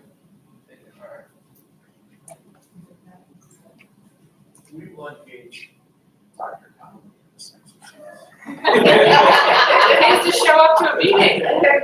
I'm sure I've known Dr. Conley a long time, he will engage me. She's just doing a civic duty. More people would. Hey, you showed up. Yeah. We had 3 people here that care. Thank you all for being here. 7 years. What's that? I haven't been in this room in 7 years. Welcome back. Let's see, where else were we at? Things that needed to be, were there any other like large categories of things that we need to discuss? Consider making Third Street one way to control traffic. And the other one that was mentioned several times, just pedestrian bridge over US 41. I think there are things that we can honestly say in mountain plan court that just are not the planning commission's responsibility or jurisdiction, such as making Third Street one way. And those are actually things that would be addressed at the time the rubber hit the road. Those are Those are those little things. Again, community master plan, this is why we had a semantic discussion about typologies here, right? Because we're looking at it from 10,000 feet down. A one-way street doesn't belong in a master plan. But it was mentioned several times. And that's why I brought it up now, yeah, and that's true. We do that. Don't we have that somewhere? It's in the bike route plan. It's shown on there as a kind of a bus route. Yeah, it's already, it's mentioned in the paragraph about transportation. It is mentioned. I think that comment about the overpass was just reinforcing the idea that was already addressed in the community master plan. It's in the document. Yeah, we're a suggestion like a one-way street go to. In the transportation chapter, it talks about efficient movement of vehicles and so on and so forth. So if anybody ever wanted to propose Third Street becoming a one-way street, that is not a master plan discussion.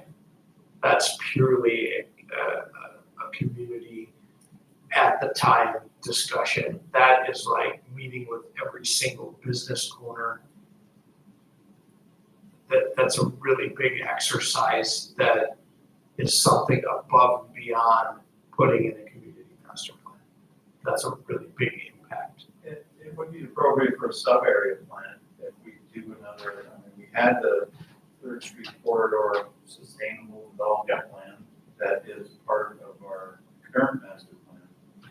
And that kind of thing was discussed at some level during that process. And so you're referring to the mobility and parking action list? Not necessarily. Just a one-way street on Third Street, which happens to be a commercial corridor that also functions as a primary to and from to get to the Berry Event Center, Lakeview Arena, and other things in the community is much larger discussion than seeing some comments in here and then putting it in the master plan and saying, do it. If that makes sense, right? That's like a really big thing. It's duly noted, it's in there.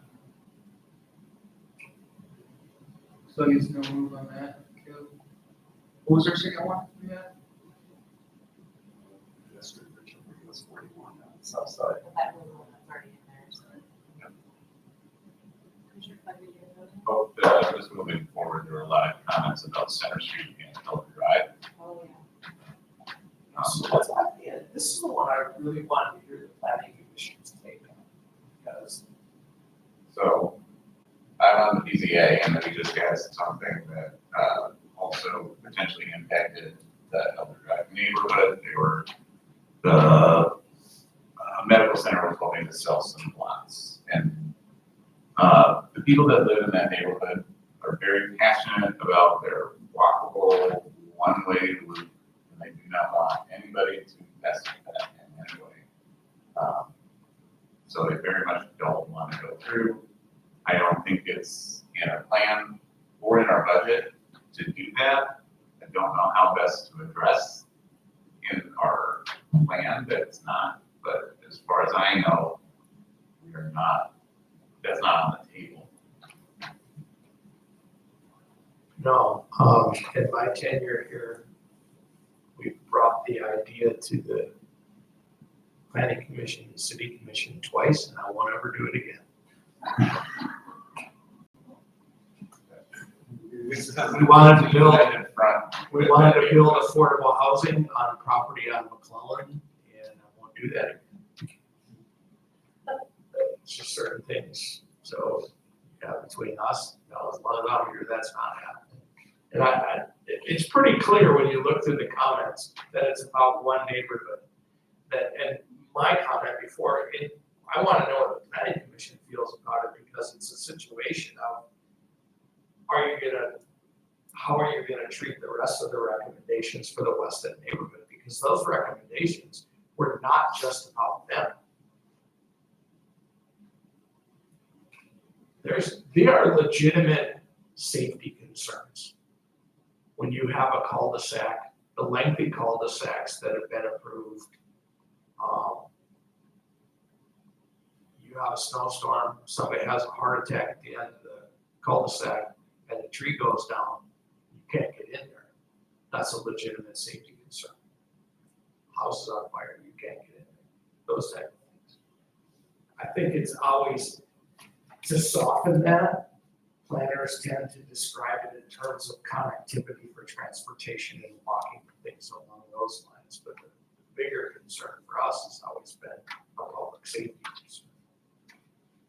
But, so I don't know, our ask to the planning commission is what do you think about it as the West End neighborhood as a whole, and that recommendation for those neighborhoods as a whole, removing the Center Street one, right? Center Street already has their secondary access. We put a wide bike path there. There's a couple of rocks that can be moved if an emergency vehicle needs to get in there, which is consequently what I told all of them at one of the work sessions. They still feel obligated to comment on it, which they can't, that's their civic right.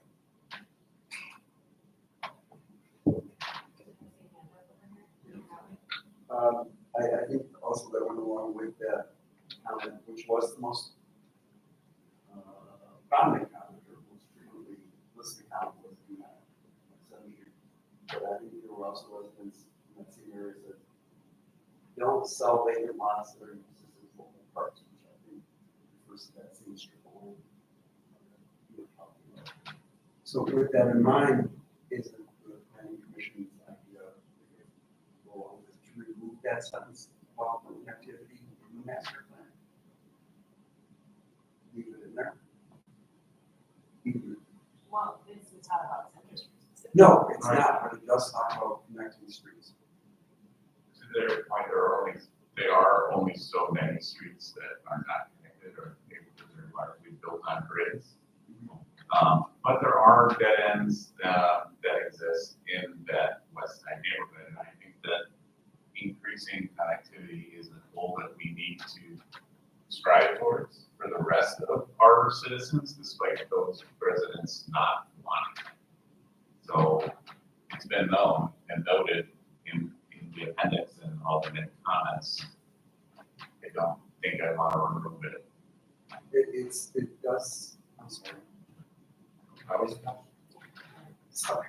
It does say that specifically on page 16 in reference to the West Marquette neighborhood. And I have no opinion on this. I really don't have to bring up.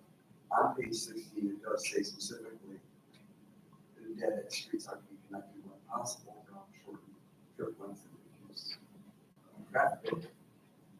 If it's truly not in the city's plan and the residents don't want it, should the street network, should that land be removed from the master plan? Yeah, Commissioner Reader. You and I talked about the street over here by where the college is, K, as another potential to continue for where to greater access into Northern. I mean, there are some that might really be helpful. I think that's on the master plan for the campus, isn't it? It's in our community master plan now. Right, so, I mean, so that's why I don't know that we really want to take that statement out, because there are roads that could potentially be part of that. Maybe you could have a qualifier that we're appropriate.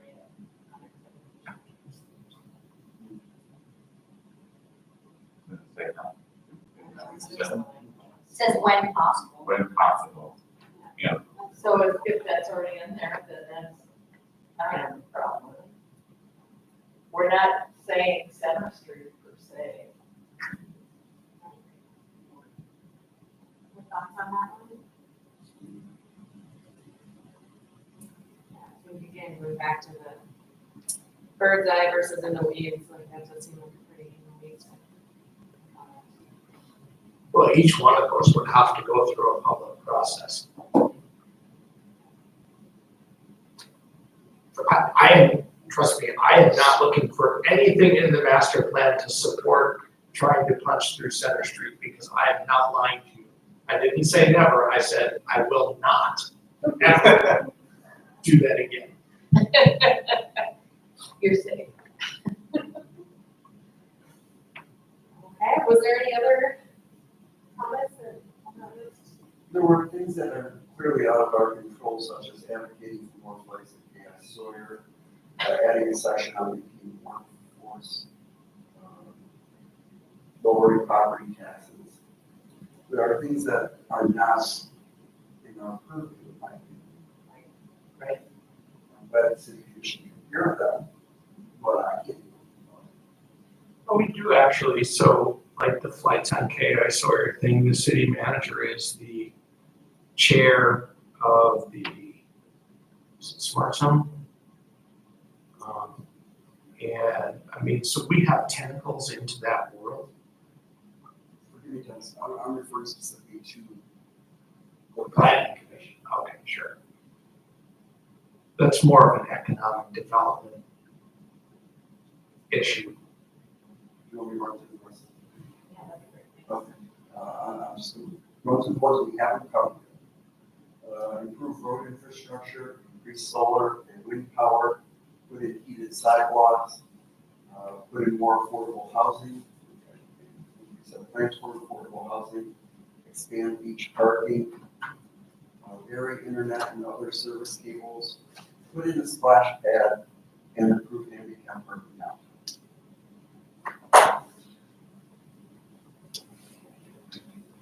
Commissioner Fires? I think all of those are either not in our purview or very detail oriented. And should not be, the plan should not be specifically amended to address any of those. The beach parking one is something that, did we talk about that specifically in the board appropriation corridor? I know that's something we talked about, but I don't know if it's in the plan. Because that is, I think, a big issue that needs to be addressed. I believe it was mentioned in there in a paragraph talking about the need for that corridor plan to address things like beach parking. So I think it should, but we have to done that, and there should be. It is being addressed quite comfortably right now by the parking committee or the streets and parking committee. I don't know if it needs to be addressed by us, it needs to be addressed elsewhere. Actively. Well, Really? by my neighbors. What All are the they other doing? people. Yes. Might not even be able to have that parking there anymore. Because of DNR property. There's a. No, that's a whole nother discussion. But it is being addressed. It does say on Last page 14, I think it was right here. Where it says, to help reduce the pressure for waterfront parking for this much loved area of Marquette. Public transit, bike parking, a corridor plans were recommended for future planning. Okay, so I think we can say it's covered there in the very last paragraph. towards the end.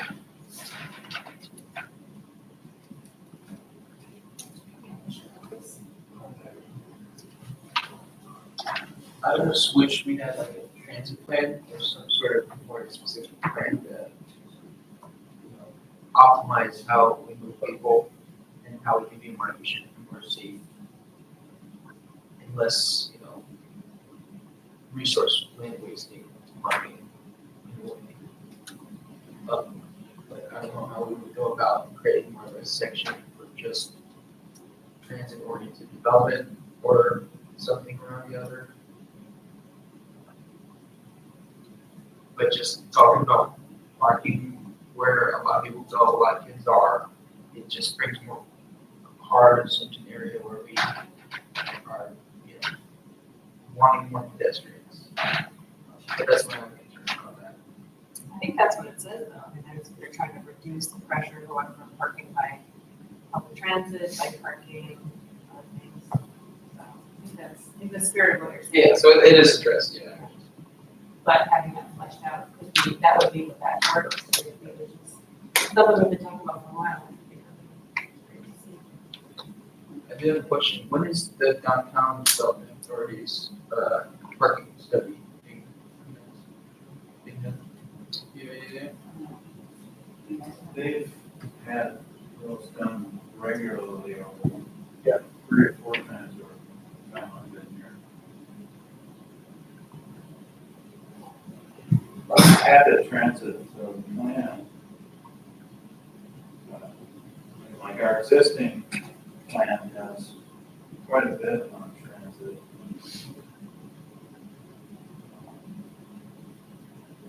Some of that was brought into this plan, supplemental report, there's quite a bit about transportation, including our map of our proposed transit route, which is kind of like the very least thing that we're shooting for right now. And the first thing that we're shooting for. Maybe something to know. Any of those things that Commissioner Gottlieb listed, or from your reading of these comments, is there anything else we need to discuss? Good. Okay, well, just to clarify the next step of this process, so if we have comments or have written comments in the past, do you want us to resend those to you, Dave? That's what he wants. Well, I want you to I'm not. tell me, did they make it into here?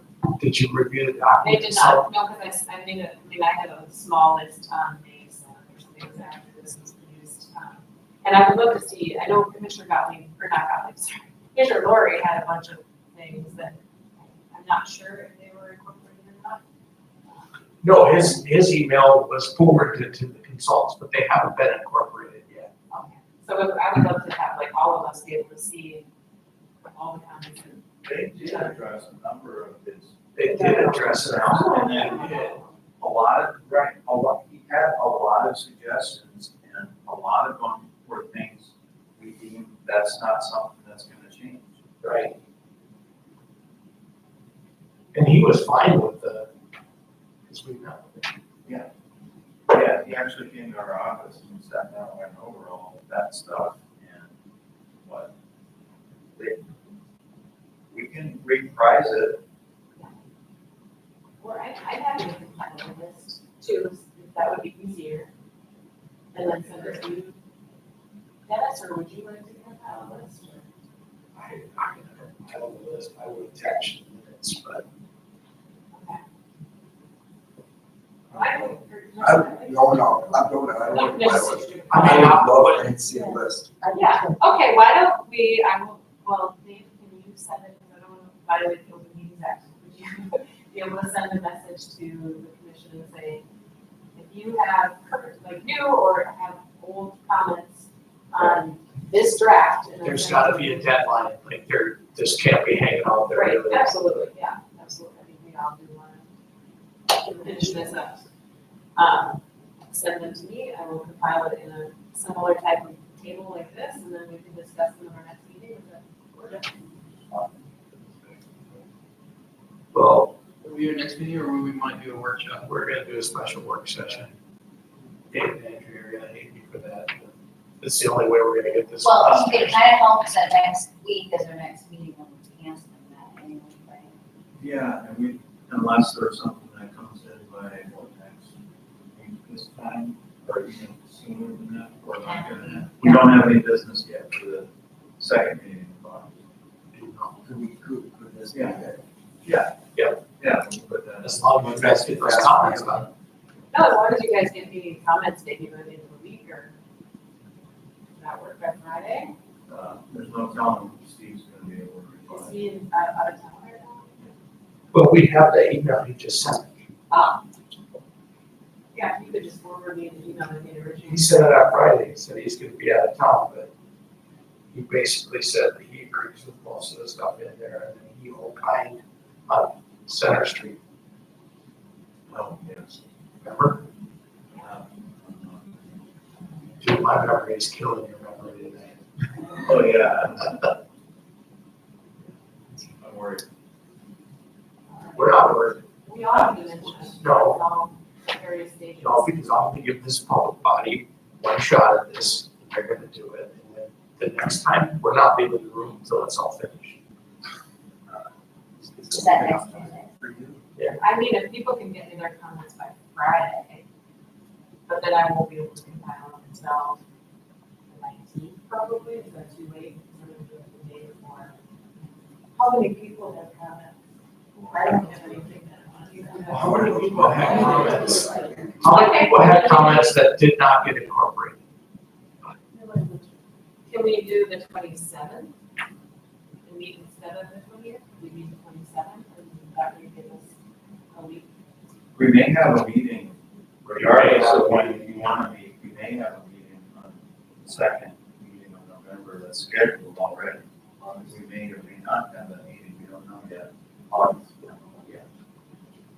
Wait, no, we've already hit the deadline. Nobody's submitting anything for next week. For the second meeting of August, we haven't. Yeah, we have. It's the second The meeting. 19th. No, the second meeting is in 7 days. Oh, we are in August, right, September. Yeah, in September. Then that's next week. If you go to September. I'm already talking about, I'm talking about September. So we have no business for the first meeting and none for the second yet. We go into September, then you have to notice a public hearing, then you have to have the public hearing, then you have to get it. So that's gonna push it in October, and then try to get it to the city commission. And then they have the November election, and the first meeting in November is no business, because they gotta pass notes, figure out who's gonna be the next mayor. So the This needs to be 27th, quick turnaround. 27th is not an option for us to be on the 27th of August, it still does not. Just a minute.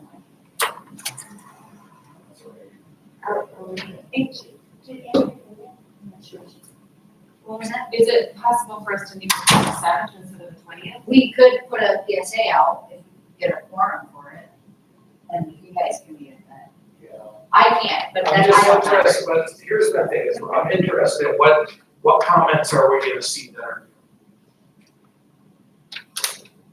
I refuse to get right now, but I don't want to say what comments. I would read the draft. So you think you might have comments? I don't have something to say. It would feel less rushed if we would just give ourselves that extra week, and then I could compile comments next week. People would have a chance to read each other's comments, and then we can discuss, finish it, stay in the room, the 27th. For the public hearing, this, Yeah. not bad at all. Yeah, that's why I'm thinking really hard right now. I'm putting the computer in motion. So you have no comments on this draft? Well, we want to go back and read the whole thing, because everybody, I think people sporadically provided comments. Those were not incorporated, so we've been kind of waiting for an updated draft, and we have not seen an updated draft, so for most of us, we have to go back to May and read it. So I'm understanding that this, you're right, this has not been updated. We've all commented on the one from May 7th when we met. And since it hasn't changed, there can't be any new comments unless you did a board job reading it the first time. Well, there are two new, I mean, there are two relatively new members, right? I know that I would like to go. Yeah. Just keep in mind that if there are any substantive changes to this, then it gets resent out for public comment again and sent to adjoining municipalities and so on and so forth. What would help me? So this goes back to the primary goal of the planning commission is to ensure that this plan reflects what the public said it wanted. You volunteered to rewrite the part of page 18 and 19. So I think we need to see that at the next meeting. No, that will be at the next meeting. Yeah, what's that time? Yeah, what did I'll have that done over a cup of coffee for all morning, and I'll email it out to you. And you're only asking for a paragraph. Well, If I'd had time in the computer, I would have wrote it tonight, everybody would agree upon if you're saying that you can't get the comments on the 19th, get them to us and we can get them done sooner. it. Yeah, but I'm just saying, what are the new comments? We don't know that until people want to go back and review it. So what's the timeline that people would need to review it? I guess that's the. How many days do you need Well, we're now? presuming that everyone read the draft, so they should have comments or opinions on this draft. That's what I'm saying. I think a week would be plenty of time. Like if we got our comments done by the 20th, and then they were compiled by the end of that week, and then we had on the 27th. Does that work for others? It's gonna have to. This is my third master plan. It's never perfect. I have, no matter how hard you try, so don't beat ourselves up too much, Well, again, I'm cautioning to stay away from any substantive changes or comment. I mean, if there's a substantive change in this, that would warrant resubmitting this Right. for public comment and comment with adjoining municipalities. What was, and what would any substantive change be, being that the community has already said this is what it wants? That he answered my question about what is substantial. What's the threshold of substantial? Yeah. I guess that needs to be clear. Well, I do think that I would like to see the new language about the place technologies and that section on page 19, like what is that, how does that read? Is that? Yeah, no, that's fine, I get that, but I'm saying as far as individual commissioner comments. Yeah, I don't anticipate there's gonna be like, actually, we need 10 more new zoning districts. I don't think it's gonna be anything that big, but I think this is an important document, and I think we need to do it well, as opposed to, I know it's been ongoing, but like I said, I think it was at least 3 or 4 months before the consultants even began the process, so I am not, don't feel bad about taking an extra week to do a very thorough job going through. I'm gonna put in all the little typos and get my like grammar Nazi hat on and like make sure that this is the best document that we're producing. Maybe it's not gonna be perfect, but No, like, but I mean, I can understand that, but I mean, we could just. Yeah. Yeah. no, I know, it's an iterative process. We will continue to work on it, but I do think we wanna make it as, have as much integrity as it possibly can and have to be the best document. So if that means we meet again on the 27th, I think that would give us more time. I mean, the 20th would feel maybe a little rushed, given that most of us have day jobs. So, 27th perhaps. I'm going to 27. 27th meeting again, and then all comments. So we won't have a meeting next Tuesday. Right, it sounds like that was canceled. because we don't have to get- That one's canceled, so then we would have it the following Tuesday. And that's gonna be a lot of self-work until we all agree pretty much, right? Is that what we agree to? Get her done kind of thing? Do we have access to this room? Sure. If not, we'll find this.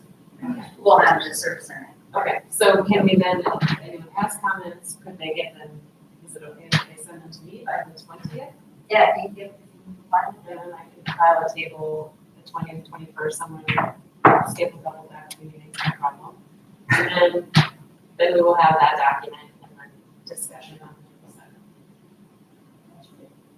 I'm good? Yeah. So Dave, can you send out that email just because we don't violate the Open Meetings Act to remind people I'll send comments to you. by the 20th? Okay. Sound good? And that's enough time to post for another meeting, correct? No comments to you, not by the 25th. The 20th. 20. I will develop a table, 20th or the 21st. And then we will have what to discuss for the 27th. That sound good? You're gonna do their work by doing all those things. Yeah, should charge her my guy. Okay, all right, I think, does anyone else have any comments about this process or questions? Good. Okay, annual report to the city commission then. Okay, so we got a draft here. I gotta go, because my wife is out of town, and I got dogs in the house. They've been there for 11 hours. Thanks, Dennis. Thank you. Thank you. So yeah, it's time again for your presentation to the Makes sense. city commission. Who's probably Will your compilation be part of the agenda that will be publicly available before the meeting? That's a good question. I think in order to comply with open meetings, it might. No, it's for a work session, it can be brought up at the meeting. So you're not calling a meeting, you're calling a work session. Even for a meeting, we can bring things up that there's like this. There could be, we didn't have to put this in the agenda. Matter of fact, this isn't. It's not in the It's not in the agenda. There's a memo that says we're gonna work on this at the meeting. So even if it's not required, is it desired? In terms of transparency, If you can you get want it public to, comment. if you can get it to me in time before I put out a PSA or put out the agenda for posting online, which means I have to have it at least 2 days before the meeting. So that, Friday. like if I got it to you by Friday the 23rd. Yeah. Oh, yeah. Okay. Sounds doable.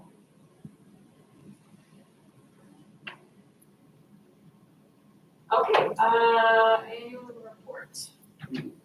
Okay, so you know the drill. This is a thing you do at least every year. This is just a template for it. Let me know what you want to do with this.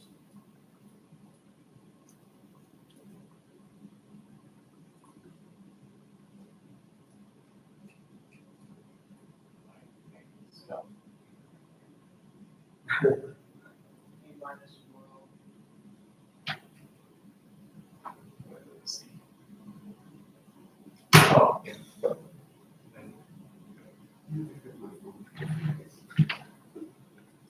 And my last name is KALTS.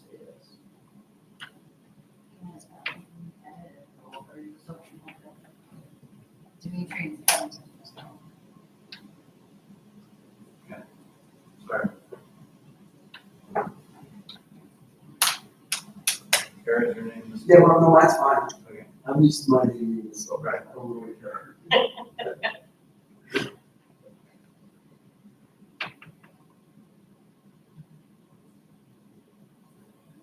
What are we legally required to do with this? It's just basically, it's a pretty important like mechanism for communicating between the planning commission and the city commission. Okay, Kind of let them know what we've been working on. so that's. Okay. That's what this is, yeah. Yeah, let's Greatest go hits through of what to we've the- done. Greatest To hits. the, we got all proceedings updated, and so we're really needing you to just decide on the things you're concerned about and how you want to structure that as in. Scroll to the slides, concerns for the year and beyond.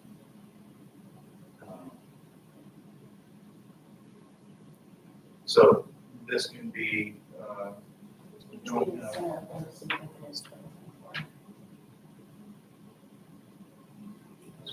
this can be whatever you want.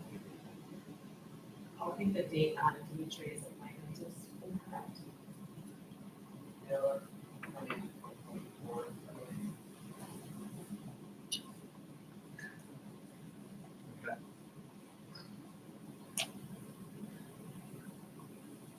Well, that is at the fines round too. We're in December 2023.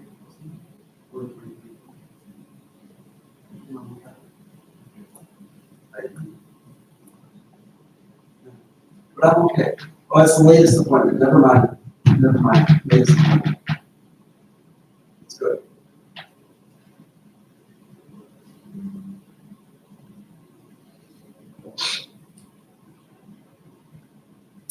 Dave, can you talk about the winter walkability appears to be regressing. That was in it, so this was from last year. A lot of this stuff is just, it's a placeholder from last year. We've been saying that for many years.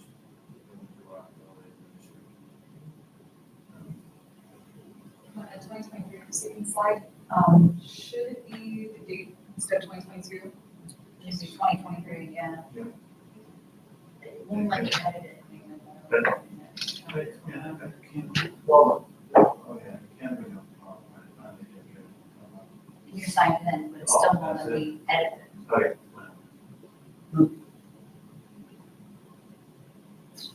Usually I don't have issues with it.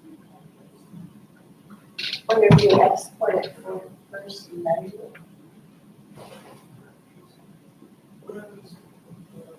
Go over the triangle.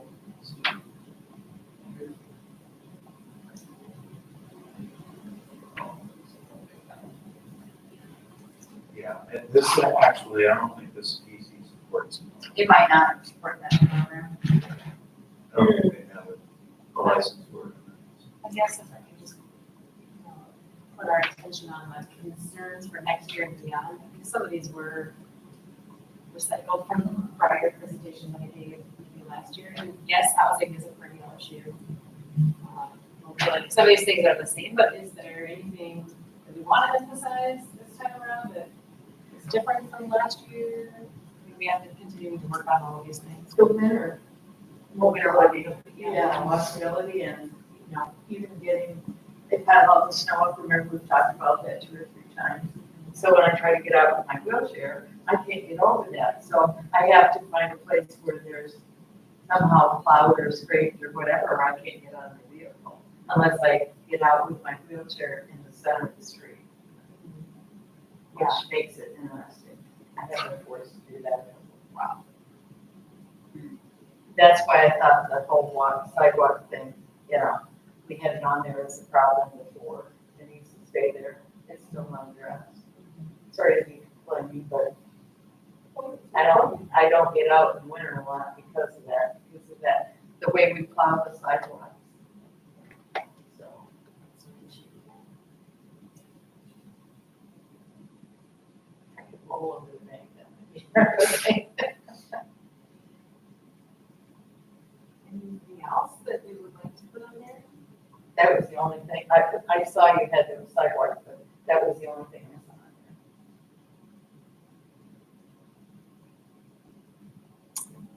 there.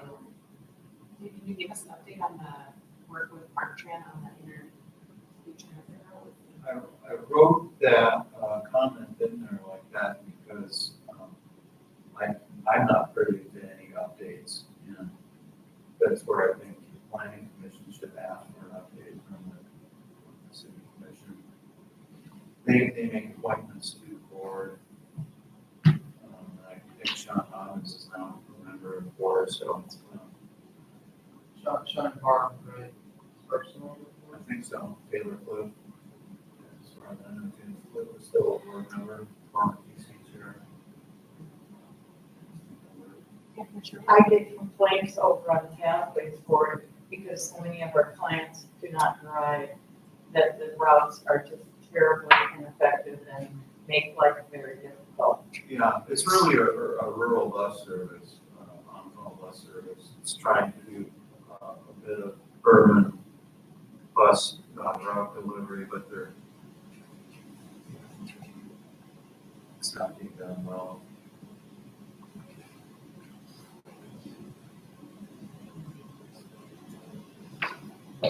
Kind of an ongoing thing, but we can certainly highlight that.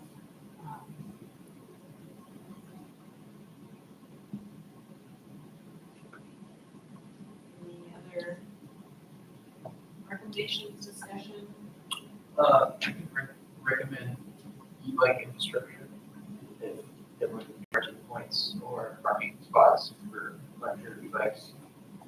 Or, you know, even their own. Or just, I know that a lot of people would like it, widening of some of the trails, our heritage or just our lake trail even, but that's just from what I'm hearing. I've had a conversation with the city engineer recently. lot of our, I mean, that's an issue, of course, the city's been talking about a lot. Is how to, and we got that grant from rural development, MDAR, to do some planning for micromobility. So that's going to happen. There's going to be some planning in that regard. As far as, and widening is an obvious thing that we could, that would probably be high on the list of things that we would recommend doing. But it's another one of those things that's not going to be easy to accomplish. It's an obvious thing that's not going to be easy to accomplish. Dave, I have a question for you, because I know you have a transit background. Like, is it true that like your transportation background, like, isn't it that when you widen a road, it just increases the speed and increases traffic, right? Well, yeah, and So it's kind of like, it's called the virus theory of traffic. As soon as you make something bigger, you're inviting more things into space. Like, I just worry about like e-bikes, like if we widen it, e-bikes are already Yeah. these teens these days, Yeah. 200 miles an hour, you know, and it's like, if we widen it, it's not gonna, Yeah. like, I'm glad people are using e-bikes and everything, but it's, Yeah. I don't know. Reduce demand, right? Yeah, so hopefully we can consult with some experts in the area and get some good best practice kind of things we can try to incorporate into our community. No easy answers. Maybe we could put something in there though, I would love to have something new to say to the city commission, so maybe adding something about working on e-bike management plan or something.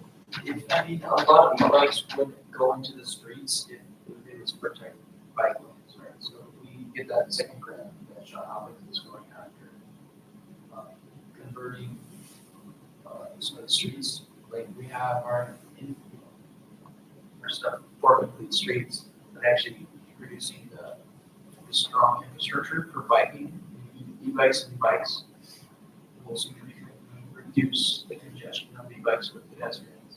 Having their own infrastructure will alleviate some of that congestion. So just for your information, the $200,000 grant that we're very optimistic of getting, we priced out how much it's going to cost to do bike route plan that we have in the master plan, minus the Division Street bike multi-use path, which is going to be a very expensive project on its own. The rest of it would cost at least $200,000 just to put the paint down for the new paint and markings for the new bike lanes and shared lanes that are not yet painted, and do the rest of the system.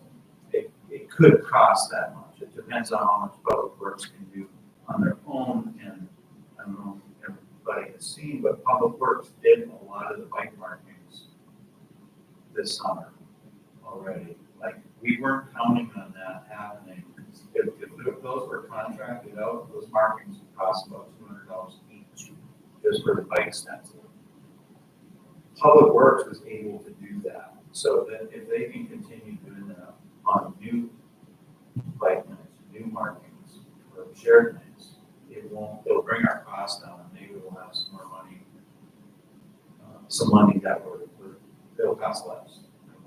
What we calculate is it's going to take up the whole $200,000 just to do what we have. But there's a lot that hasn't been done. 7th Street, Lincoln Street, Division, intersection treatments, new crossings, crosswalks. That's on these intersections. Putting the bike lane through the intersections. I'm excited to see. Yeah, awesome to see. And then hopefully less e-bikes on the trail. Yeah. Cool, any other thoughts or comments that we want to put in our communication with the city commission? Yeah, the next slide, recommendations, it says continuing communication coordination between CC and PC. Do we have a suggestion? this to how to collaborate? This is recycling from last year also, but this is specific on the community master plan. It was like trying to talk about, trying to put things in the community master plan that would provide opportunity for collaboration. But I like that, I like having some ideas about specific things. Now that it's in there. Well, I can tell you that one of the things with the redevelopment ready communities designation that we received, there's supposed to be at least one annual meeting of the work session between the city commission and planning commission. And the only ones that have been scheduled are the ones we do for land development or updates. And that's all business. That's a very compact schedule.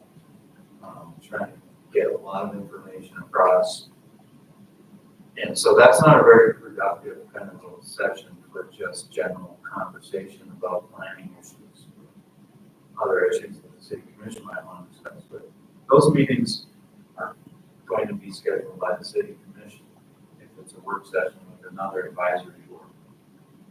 So that's where maybe a comment could be something along the lines of, aside from our sessions we need to have on land development code updates, we should ideally have another work session every year, talk about other issues. So that we can Health planning, community planning. The recommendation here would be to ask for them to set up that. Seems like a reasonable. Yeah, especially since like this is usually just the chair talking at the city commission. And I think it, that a few times we have been able to have a true work session with them where there is more discussion amongst the full panel and our full panel. And it's more, way more interesting and more fruitful for like, you want to get us about things that we don't want to work on.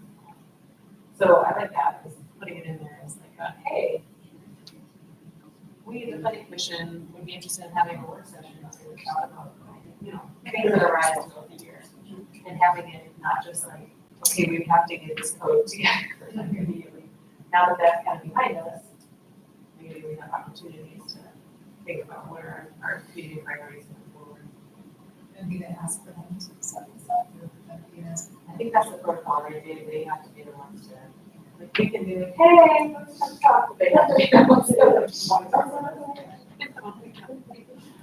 Yeah, I should like. I was gonna say ideally that meeting, our LEC amendments, presentations in spring, it'd be nice to have a prior to our work sessions throughout the winter, meeting with them, seeing what they, like, kind of a kickoff for what we do in January, February, March.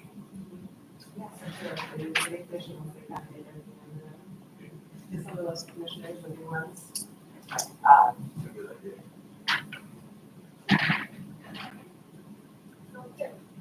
So maybe we could rework this. Cool, great suggestion. Other thoughts? All right. Moving back to the concerns slide, can we go back to that one, because those really inform the rest of the next step slides. The one thing is that the street reconstruction, there is going to be no street reconstruction in the budget for next year. Again, third year in a row. Sidewalk funds though are supposedly going to be restored to $150,000 for sidewalk maintenance and repairs. So I can take that one out, that phrase out about sidewalk funds. Dennis just confirmed that this morning after the department head meeting. But anything else here? That you want on here? I guess maybe to Dimitri's comment, just another reminder that the issue with bike and mobility, e-mobility traffic on the multi-use paths is a plan issue we need to start on since it'll probably involve both committees. planning commission. So,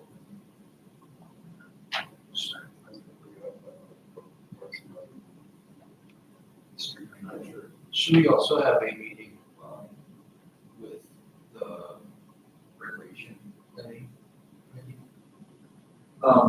I know the consultant for the plan that they're doing will come to the planning commission at some point soon, probably.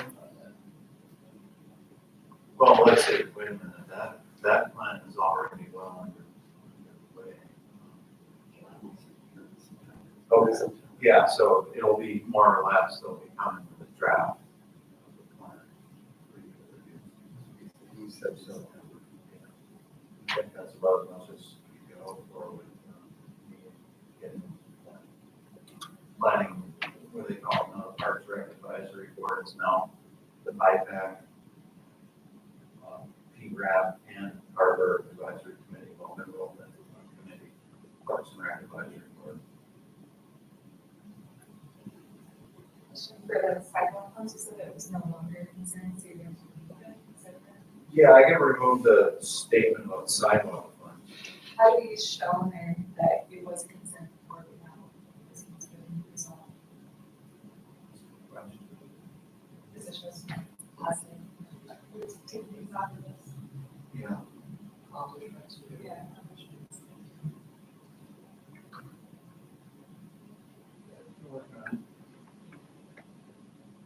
Is that date set, Dave, the 9th of September?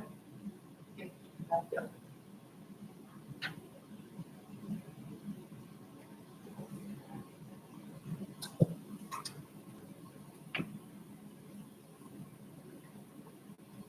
All right, any other comments on this presentation?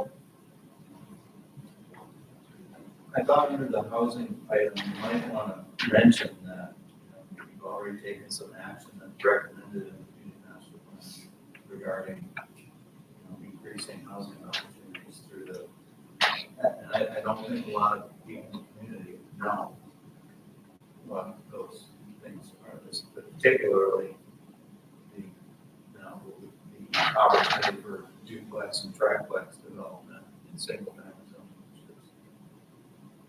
Did we talk about that? No, we discussed that. Yeah, so this would be another opportunity to put that out there and say, we took action on this. And, some other, there were other things that were done with the code, in regards to lot sizes and separating out fourplex versus 5 or more, kind of thing. So, just another thing to toot your horn and let the community know there are things being done actually that are substantive.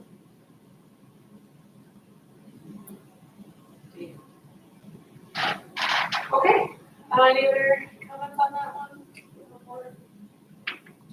Okay. Commission and staff comments. Commissioner Freeland, want to start us off? I'd like to thank you for coming today. There's a lot of things to do everybody. So thank you and congratulations to Commissioner Valley coming in first for the primary, and so just quick congratulations. I also really, I think it's awesome that you took the effort to learn about planning and join the city and really kind of get to see the weeds before just jumping into the city.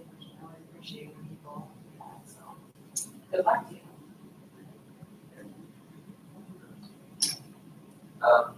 This is a very quick meeting. Thank you for coming. I appreciate it. And very good discussion. I'm glad we talked thoroughly through that decision. I'm looking forward to this discussion in 2 days. Thanks for your insight. Wish more people would come to these meetings. Thank you for your consideration.